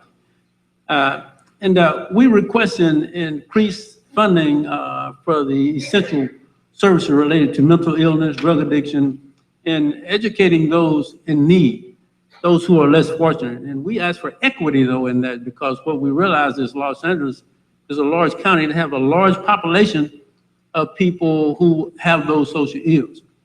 And we don't sanction crime or glorify criminal activity, but we were saying that some people benefit from those programs, and when they benefit, they go on to be productive citizens. So, you know, in closing, SCOPE is asking that we work as a team to cure the social ills, and we're asking that larger percentage of money from the Proposition 47 go to those social programs. Thank you. Thank you. Sir, first off, welcome home. You were a former lifer? Yes, sir. What do you think are the unique needs of life inmates that are coming home having served that type of time? How do their needs differ? For me, it was actually getting to know myself, because I didn't know myself. I didn't know the cause of me, my actions, and I actually couldn't get out until I understood that the board was not going to let me out until I understood that why did you, because an individual attacked my ex-wife downtown, kicked her, knocked her down, I was on a payphone across the street. So I ran over and I had a small knife and I stabbed and cut the aorta vessel. But the board says, okay, here you are on a phone.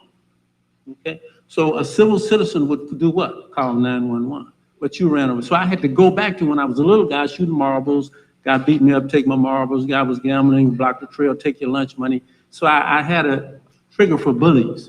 And so I had to understand that about myself before I was able to get out. And I also had, but my major thing was my spiritual foundation, me having a contact with the Creator and having respect for the Creator. And that humbled me, because nothing else would humble me. I was arrogant, chain smoked cigarettes, profanity every third word, you know, good son of a biscuit eater, your mother forgot to put the bread on the table, that type of language. So I had to get that spiritual foundation to humble me before I could listen. And then I started to like the new guy, the guy who dealt with things using intellect rather than physical force. So thank you. That was the thing that happened. Thank you. I like the new guy too. Yes, sir. Thank you. I'd like to call several more names before our next speaker, please. Thanks. We could have Wesley Walker Jr., Hector Ramirez, Aquila, Sure Skills or something like that. Sorry about that. David Gulzar, Dr. Najuma Smith Pollard, Candy Lewis, Marari Stacy, and Sandra Urquhart, please. Thanks. Are you ready? Yes. Ready. Okay. My name is Geraldine Stapleton, and I'm the current president of the California National Organization for Women. I also serve as the Southern California State Coordinator for the Peace Alliance, which is very concerned about the mass incarceration problem, and of course would like to see the recidivism rate go down. I also serve on the Domestic Violence Task Force for the City of Los Angeles. As speaking with my Peace Alliance hat on, we would really like to see restorative justice be put into these diversion programs, because we find that that is the most successful way of keeping people from not going back and doing the same crimes if they are taking responsibility for it and actually making restitution for it. It's kind of a whole different kind of a mindset. But when you talk about diversion, you know, keeping people from being incarcerated in the first place, I think is where we really want to focus our community-based programs. My brother served 3 years in Soledad, so I'm very familiar with the system and the problems that come out. And I have served as the co-chair of the Violence Prevention Coalition's Reentry Committee. 6 years ago, we put together what were the primary problems, like housing, you know, transportation, medications, and so on and so forth. We just had a symposium just recently this year, and everybody came up with all of the same problems, and of course housing was one of the #1 programs. We want to C, a comprehensive, culturally responsive, community-based care services, which addresses the needs of specialized populations, including persons who are monolingual, youth, disabled, or homeless people with co-occurring conditions, and people returning from jail or prison. We want care that integrates services by connecting existing substance use service delivery with mental health treatment, primary care, and housing. So thank you very much. Thank you very much. Appreciate it. Glad to see you, Scott, Thank you. You too. chairing this new committee and the composure of it, because that was a great concern of mine also. So thank you. Wonderful. Thank you. Good evening. My name is Najuma Smith-Pollard. I am the pastor of Word of Encouragement Community Church here in Los Angeles, but I'm also the program director at the Cecil Murray Center for Community Engagement, USC, and here tonight with the We Can Stop STD LA. Really here to impress upon the board and others the need for this funding to go towards diversion programs. As you all know, there are well over 28,000 foster youth. And why I'm here tonight is because our church is one of a few churches that has the unique opportunity to host Teen Club at our church. And Teen Club, for those of you that are familiar, is where we have the transitional age youth come into our congregation while they go through particular trainings. And just last night, one of the concerns that they were warned about is that if they're not able to complete certain programs and get certain resources, that they could be homeless. I can't imagine what it must be like to be, say, 17, 16, or 18, and someone telling me there's a possibility in the next year or two you could be homeless. And so, and this is a problem because we know that our homeless youth population are most at risk for sex trafficking. They're most at risk for, of course, homelessness and other challenges in our city. And so, as a member of the We Can Stop STDs LA, as a pastor here in LA, and I've been a minister over 20 years, and one who's a community leader, and we train, what we do at the Murray Center, we train faith leaders how to do community engagement, civic engagement work. There is no doubt that we need this funding to come to agencies that provide services as it relates to sex trafficking, domestic violence, mental health. And so, again, just adding my voice to the other voices for the funding to be sent towards those diversion programs and other agencies. Thank you. Thank you, Pastor. Thank you. Good evening. My name is Candy Lewis, and I'm the Executive Director of the Positive Results Corporation, a nonprofit in South Los Angeles. We serve all of Los Angeles County, and our mission is to address teen dating violence and sexual assault in youth and communities of color. We're one of the few agencies of its kind in Los Angeles County, and we've been doing so since 1993, and I've been the Executive Director since 2008. Since 2010, we've collected over 2,200 surveys of youth and young adults in Los Angeles County, primarily in SPA 6 and 8. And from our surveys alone, everyone thinks that teen dating violence is not a real issue, but it has reached epidemic levels. February is Teen Dating Violence Prevention and Awareness Month, as a matter of fact. And from our surveys, 73% of women answered, 25% men, and 2% non-identifying. Of them, the vast majority, 54% were between 13 and 18, and 23% was between 19 and 29. Of those surveys, 48% of youth and young adults had experienced sexual assault, dating, or domestic violence by the 6th grade. 60.3% of the youth and young adults report being hit, slapped, grabbed, spit at, had their hair pulled and punched by a family member, close friend, boyfriend, or girlfriend. 42% of females report having sex for the first time by the 7th grade when they were faced with being raped or assaulted, not knowing that they were raped because they just went ahead and gave it up. And 75% of all homeless, runaway, foster youth have been sexually assaulted by the 6th grade. We know for a fact that most people have actually been sexually assaulted from birth to about 5 years old. And we believe that violence and abuse starts in the womb. So when we talk about homelessness, we talk about sex trafficking, we talk about drug addiction and anything else, we have to go back and look at why did it happen? And it happened because violence and abuse starts in the home. Parents are not being educated, they do not have the resources, and our youth and young adults do not have the resources nor the language or the skill set. So with our organization, we have actually been able to effectively prevent suicides from happening. One young lady attended our— Ms. Lewis, Yes, sir. I hate to Well, say, we we've got to want wrap it up. Just wrapping it up, we want to make sure, we want to ask you to please fund awareness and prevention programs specifically for teen dating violence and sexual assault. And thank you very much for your time. Thanks, Ms. Lewis, appreciate it. My name is Akila Sherrills. I am the principal of the Reverence Project and also the chapter lead for Californians for Crime Survivors for Safety and Justice, which is an initiative, California for Safety and Justice. We're the one of the largest survivor-led organizations in the state, advocating on behalf of smart justice, criminal justice reform, and more resources for victims to support them in their respective healing journeys. I'm here to advocate for two specific things tonight. The first thing being more resources towards redefining public safety and a specific investment in more gang prevention and intervention services. You cannot have a well-rounded public safety strategy in this city unless you have an engaged citizenry. Gang intervention has been around for 20, 25 years. You look at the city of Los Angeles today, although the city is saying that that violence is up by 12 to 20%.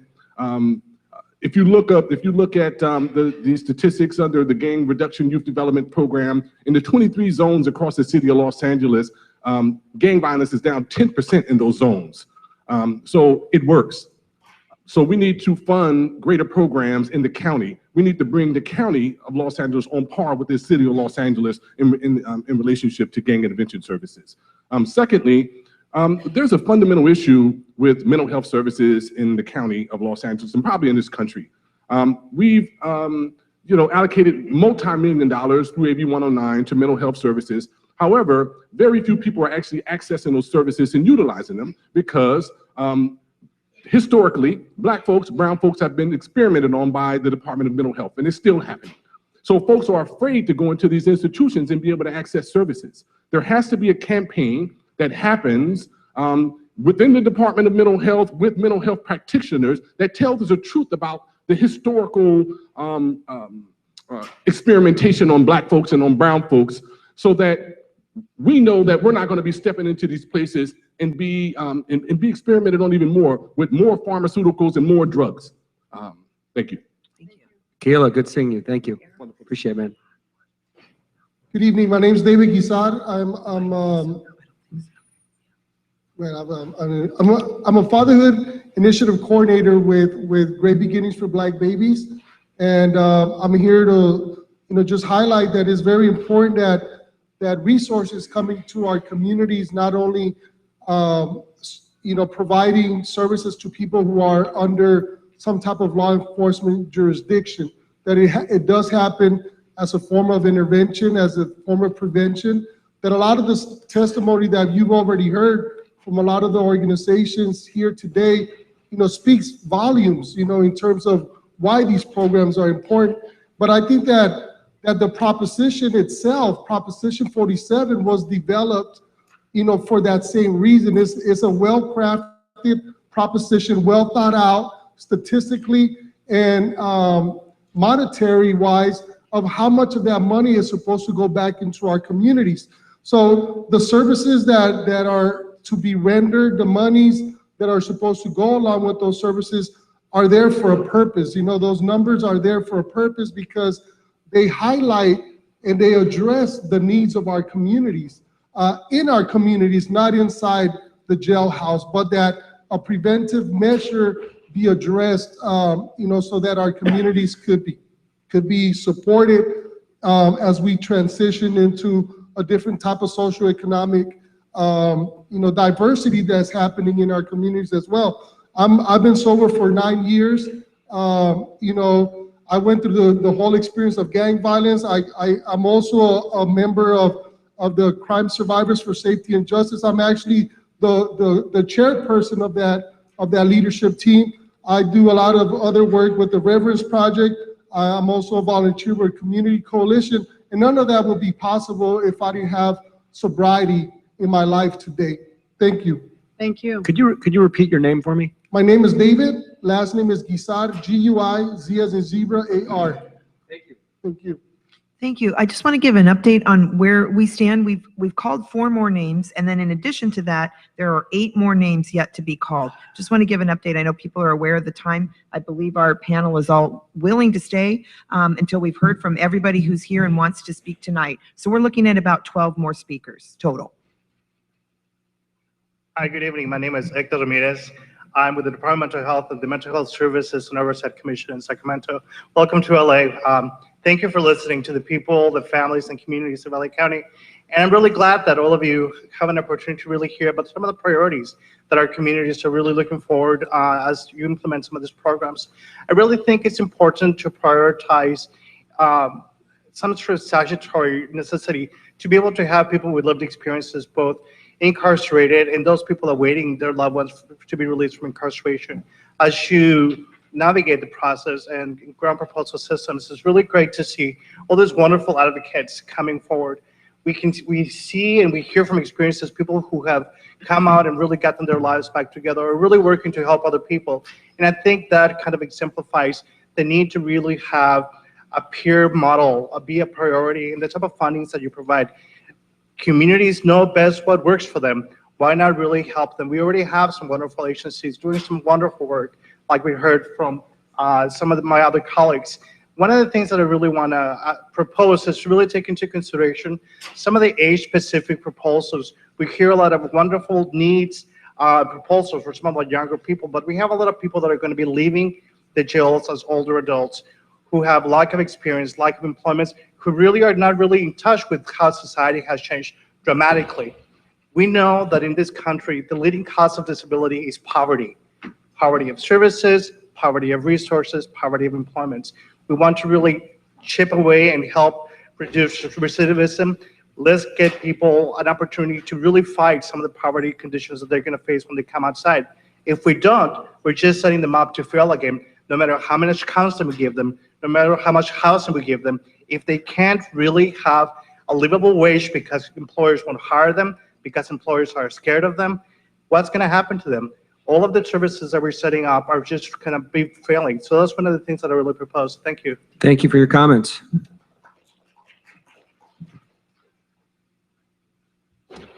My name is Wesley Walker, and I'm a member of the Los Angeles Community Action Network. I'm an organizer with them, an advocate. And I'm a recipient of Prop 47 because I worked on that to get it passed with other organizations. And to know that this is something that I feel like it would work is the reason that I came to be with the organizations that are pro Prop 47. I would like to say that in order for something to work, I've been before many committees, and that the committee has to really work with organizations that are in on the ground floor, in the pits, and fighting for this, and to make sure that people are being saved by Prop 47. And I really think that the money that's being raised or saved by Prop 47 should go into housing, job training that leads to real jobs, because if people are idle, the chances of them going back to jail is very real. So I hope that the program really is right for the people to get restarted and reacclimated into the community in a real way, because ain't no need of having something that's not going to work. Okay, and then if you come to organizations that are really doing the work, it's more than right that it works. Mental health clinics should be in in the community-based programs, drug diversion, diversion to keep people from going back to jail. And supported housing should really be a combined effort between the county and this committee that's trying to put the money back into a good effort and a good reason, such as Prop 47. Thank you very much, Mr. Walker. Appreciate it. Hello. My name is Sandra Urquhart, and I represent Forgotten Children Incorporated. We are a faith-based nonprofit organization which exists to stamp out and eradicate sexual exploitation of young girls and women.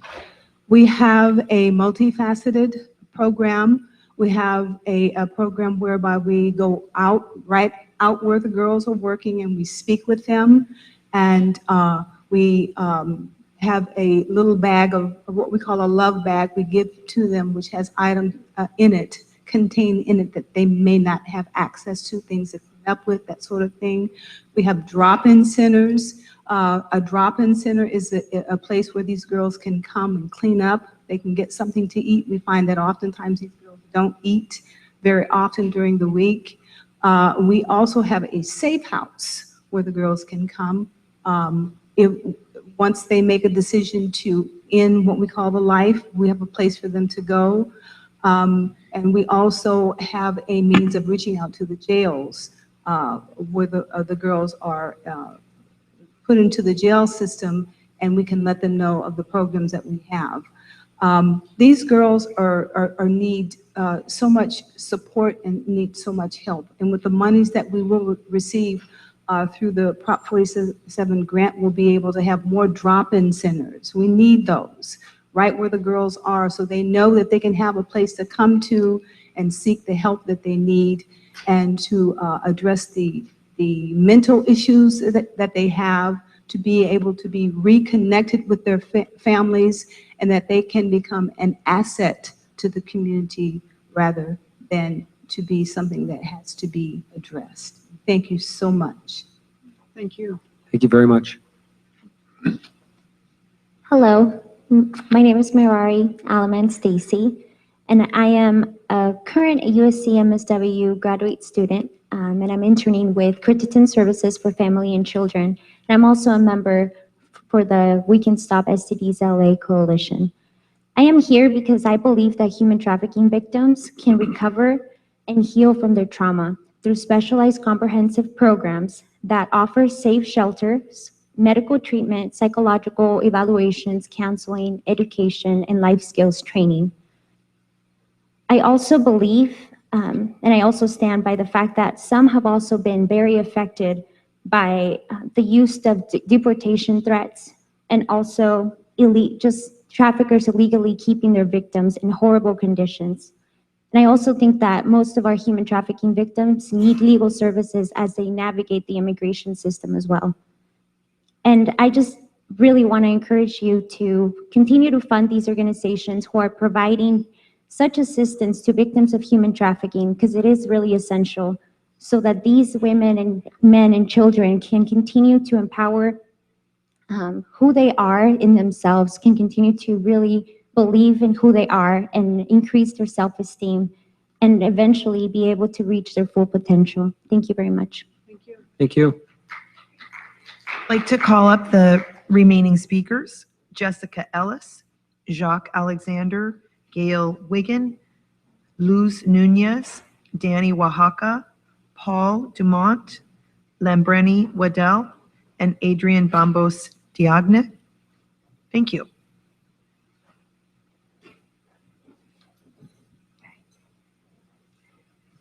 Hello, my name is Jessica Ellis, and I just want to thank you for hanging in there with us and listening. We really appreciate it. I'm director of Sentinel Youth Services. We're a nonprofit that's been around for 40 years doing juvenile diversion and restorative justice. And I just want to echo briefly what everyone has said, that diversion is so important, that first offense is a cry for help, and that is a key opportunity to get in resources and support and trauma-informed care right away, and keeping kids out of the justice system in the first place. I think that's been addressed really well already. We also would like to really see an emphasis on restorative justice. Victim and offender, we're all the same. In most cases, it's in the same family. In my own family, I've close family members who've experienced victims of murder as well as being incarcerated. And for many of our kids, same thing. For the communities that we work in, we're all the same. We need that restorative justice piece to bring healing, and that's really what's going to get us all to the next level and transcend a cycle of crime. Also, I just really want to commend all the speakers who really spoke eloquently already to the needs and the issues. And the BSCC, I believe, really gets it. You have great information on your site. You understand racial and ethnic disparities in the system, trauma-informed issues, all that. You get it. What I want to speak to today is process.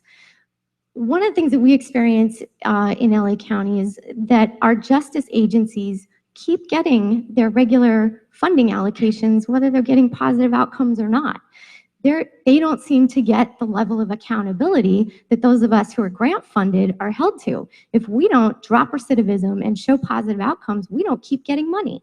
And that's been a problem. And secondly, in our county, we have a key justice agency that is underspent by $140 million, and that's because they're not playing well with community-based agencies. And you have an opportunity to really impact that and leverage the way you issue those dollars to hold them accountable to play well with community-based agencies that are more effective. Thank you. Great, thank you very much. How you doing? Blessings to everybody. My name is Jaquez Alexander, and I'm going to speak on reentry. I have like about 14 years incarcerated at 2 different times. DA 9287, T69394. And the first time, since I was a child, first time I ever stole was out of innocence. First time I ever lied was out of innocence. And I started practicing these things from the environment that I was living in until I went to prison. And then I started trading love for hate, security with insecurities. And I kept watching people come back, and I was like wondering why. When you say re-entry, what is re-entry? Re-entry is dealing with these individuals before they get out. You can give me everything that I want, housing, you can give me money, and if I'm not right mentally, dealing with the individual in a holistic manner, that's mental, physical, and spiritual, I'm gonna run right back to the same thing that I crawled from. There's a need, an urgency to deal with these individuals while they're incarcerated. The reason why I can speak on that, because my whole life changed. I started writing, I started noticing the beauty of things, and I started reversing everything. I tried to start and trade love. Where I was in hate, I traded it for love. But none of this happened until I got out, but I had started on the inside, and I went to go be a peer counselor. And I went to a lot of schools and a lot of classes. And I'm like this right here. You take the word understand and flip it backwards. This is what I had to do. I had to stand under what this individual believed in, whether right or wrong. And then I could turn it back around. Now we have an understanding. This is what's needed. Curriculum on the inside of the institutions. I don't care if it's in county jail or the prisons. And I have something that would work. But every time I come across an individual, they look at me, oh, well, you don't have a degree. Oh, I went to USC. I went to USC too. I didn't go to the University of Southern California. I went to the University of South Central. I have lived experience on what's needed. And a lot of my peers came up here to speak. There's a need to get people with lived experience to deal with those with the degrees. Let's come together as a whole. Thank you. We need to come together as a whole. Thank you, Mr. Alexander. Appreciate your comments. Thank you.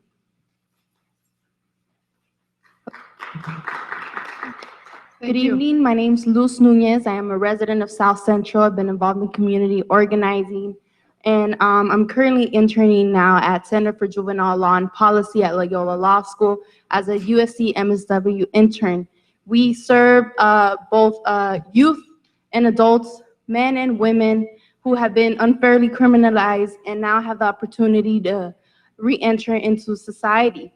We urge that you invest in our Los Angeles communities, that you invest in existing programs, in existing supporting programs that would work and expand their reach and impact with the additional funding that you'll be able to provide. Prop 47 not only should be focused on expanding these services, but also in preventative programs, including improving our education system, having accessible and affordable housing, and encouraging parental involvement programs. And we also urge the board to create regular and more accessible ways for advocates to give feedback on the board's roles and responsibilities, because your action or inaction has an incredible consequences in our communities. Thank you. Thank you. Thank you very much. Good evening, members of the board. My name is Daniel Oaxaca. I'm the founder and executive director of the San Gabriel Valley Conservation Corps. And I'm here to speak not only on conservation corps, but what I've heard as I was sitting in the audience.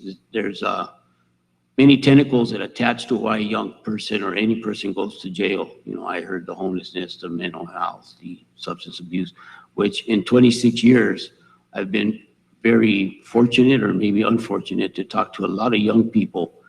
And what I've come to the conclusion is that job training is one of the very most needed components. Looking at question number 3, I'm trying to see what your priority should be. And I know as a conservation corps, for about every dollar spent on conservation corps member, you save about $8. So if you really want to get a bang for your dollar, for every dollar spent funding a community-based organization with a holistic approach to it, because all these tentacles, you need a holistic approach. There's no one thing that anybody in this room could say is the magic answer.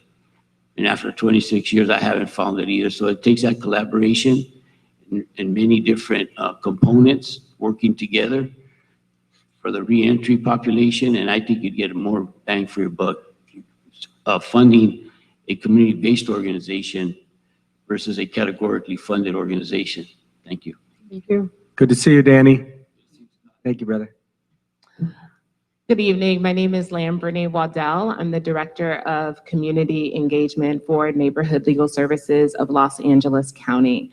And our organization for nearly 50 years has been providing free legal services for low-income families in Los Angeles County. And we do a lot of work for individuals who are reentering the community with newly Prop 47 work, but also expungements and helping victims of domestic violence, human trafficking.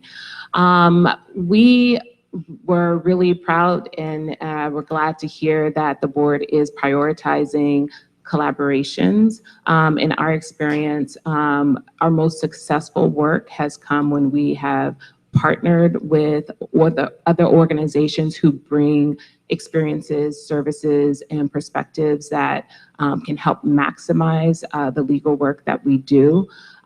We would encourage the board to find a real unique balance between proven strategies and innovative strategies, because I think there are a lot of organizations who are really looking at some innovative collaborations and strategies that could really take this opportunity and bring something new to this particular population, and especially concentrating on diverse organizations coming together.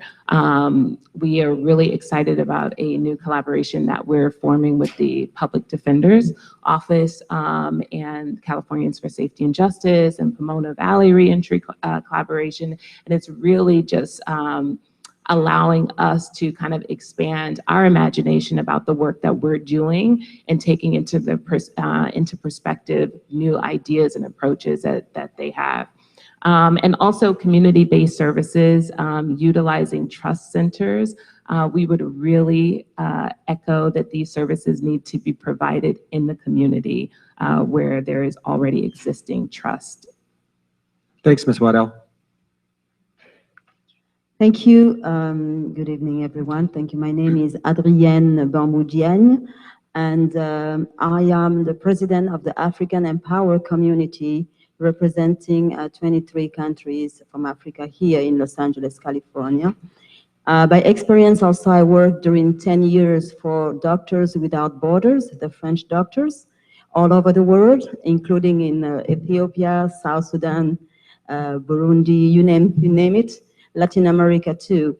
And I'm sharing the same experience today of building a coalition and a common joint plan with sister NGOs who are in the field with refugees who has the same trauma that's many other kids that we find here, sharing the same experience with the coalition, We Can Stop STD LA.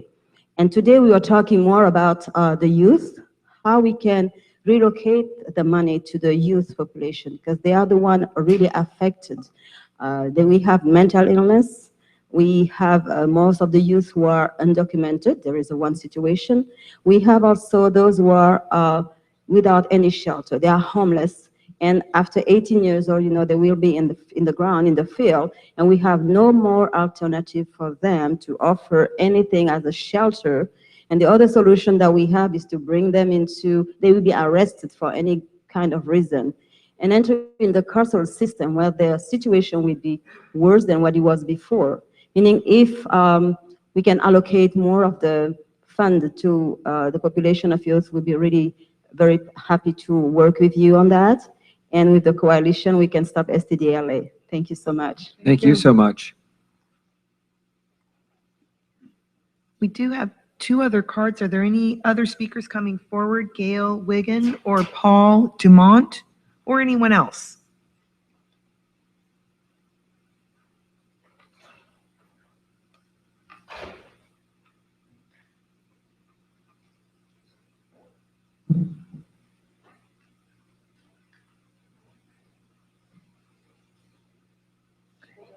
I think it's you. Okay. Hi, everybody. Thank you. My name is Clarissa Marquez. I am the president of the Political Science Club at ELAC. I'm also a board member for Community College Association for Student Advocacy and an intern for AFT. But this is a very sensitive topic for me. So I do not come here today as a student organizer. I come here as a sister who has witnessed my only sibling be devoured in a vicious cycle of being admitted into lockdown facilities and boarding care homes. Recently, after a run-in with law enforcement, my sister Robin was placed in Linwood Jail, which provided more programs than any home she was ever in prior to her incarceration. She complained about the lack of programs allocated to outpatient facilities. So for the first time, I spoke to her about classes that she was taking and how much opportunity is given inside of the jail cell, behind locked doors. As I spoke to her, being separated by a glass, I realized one thing. She's compromising her freedom and her family for a program and services. I ask that you please consider mental health and substance abuse treatments in outpatient facilities so that I can see my sister and other patients happy and healthy, so that this progress can be reciprocated back to the community and in families who are struggling to heal their loved ones. I speak to you with tears in my eyes because for the first time ever, since my sister's diagnosis, I believe that there is now a chance for her I believe that there's now a chance for her to thrive despite her illness with the help of this funding. Thank you. Thank you. Thank you very much. Good evening. My name is Oscar Gutierrez. I'm with BNSF Human Services. I'm a program manager providing services for people who have dual diagnosis in a co-located setting. I want to start by thanking you all for staying a little bit later and also thanking everyone for their testimony. I just simply wanted just to echo everyone else's concern of making sure that the funds go to community-based organizations. But I also want to stress that as a mental health provider, sometimes it's a little bit difficult to provide mental health services for people who are duly diagnosed when we know that certain substances or the consumptions need medical attention. We can't just rely on therapy when sometimes people need medical detox. And as of lately, I've been seeing myself having to refer people to medical detox, but I noticed that there's either a wait list or limited access to that. So as a provider, it's really difficult to provide quality care to these individuals by doing therapy when they're having withdrawal symptoms in your office. And so therefore, for me to reduce recidivism, I feel like we need more access to medical treatment as well. Some of my patients always tell me that they have a hard time going to medical providers because they are of the LGBT community, or they speak a different language, or of their gender identity, and it's not really being recognized in the medical setting. So I feel like as we come together as a community to really address this issue, we also need to have some services for medical detox or residential treatment, because outpatient's not an option for everyone. Ideally, we would like it to be, but we also know some people need a higher quality of care. So I hope that we can also keep that in mind. Thank you. Thank you, very Oscar. much. Appreciate it.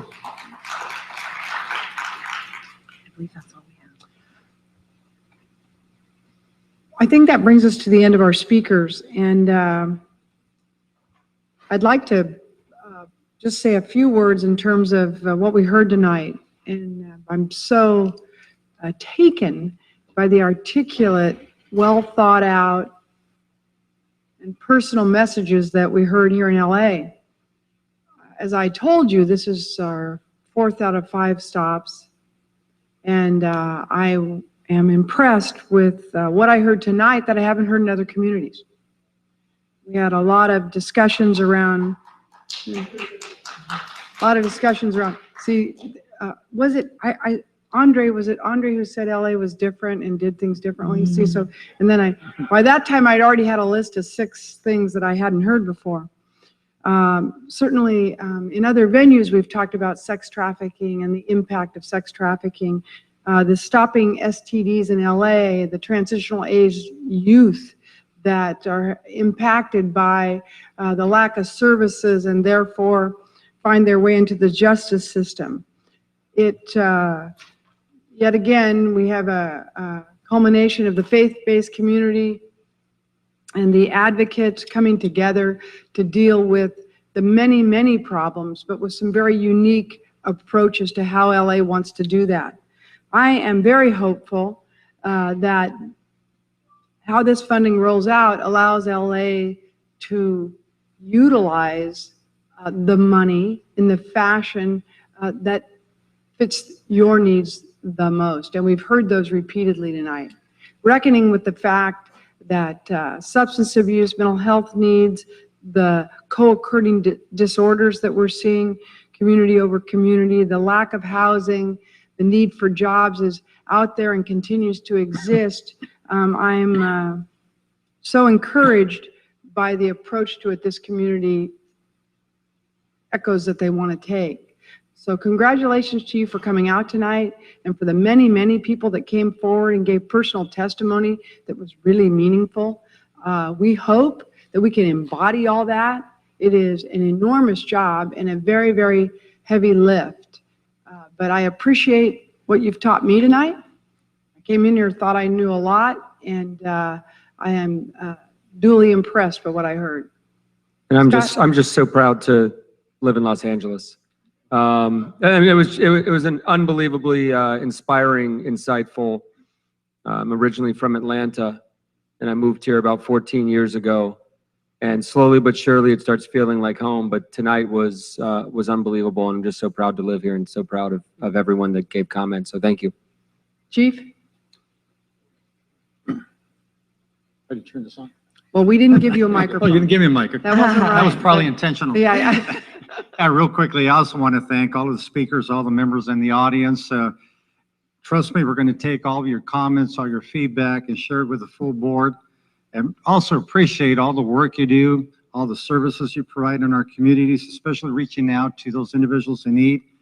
I'm sure you realize you're changing lives, you're saving lives, And obviously, we heard a lot of common themes here today with the looking at innovation, mental health, substance abuse, diversion, housing, reentry, focus on community-based organizations. So we'll definitely take all of the feedback, all the information back to the full board. Thank you so much.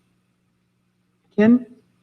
Well, I think my colleagues have said most of it. I just want to say that I appreciate having had the chance to hear all the comments and the need and really the awesome work you're already doing. And I think the only thing I want to do, and I think many people have already said it, is just encourage everyone to focus on coalition. You know, folks who may not have worked together before, think about who you can partner with.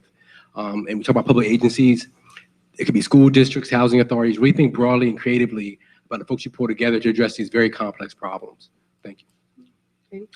Just want to thank everybody for coming and also to our hosts here in LA County for providing this wonderful venue and staying late to make this all happen with us. And of course, for our BSCC team, thanks you guys. It's been a fantastic week. We have one more to go. And really to everybody who's here, as others have said, this has been tremendously beneficial. Great information tonight. Thanks for being here.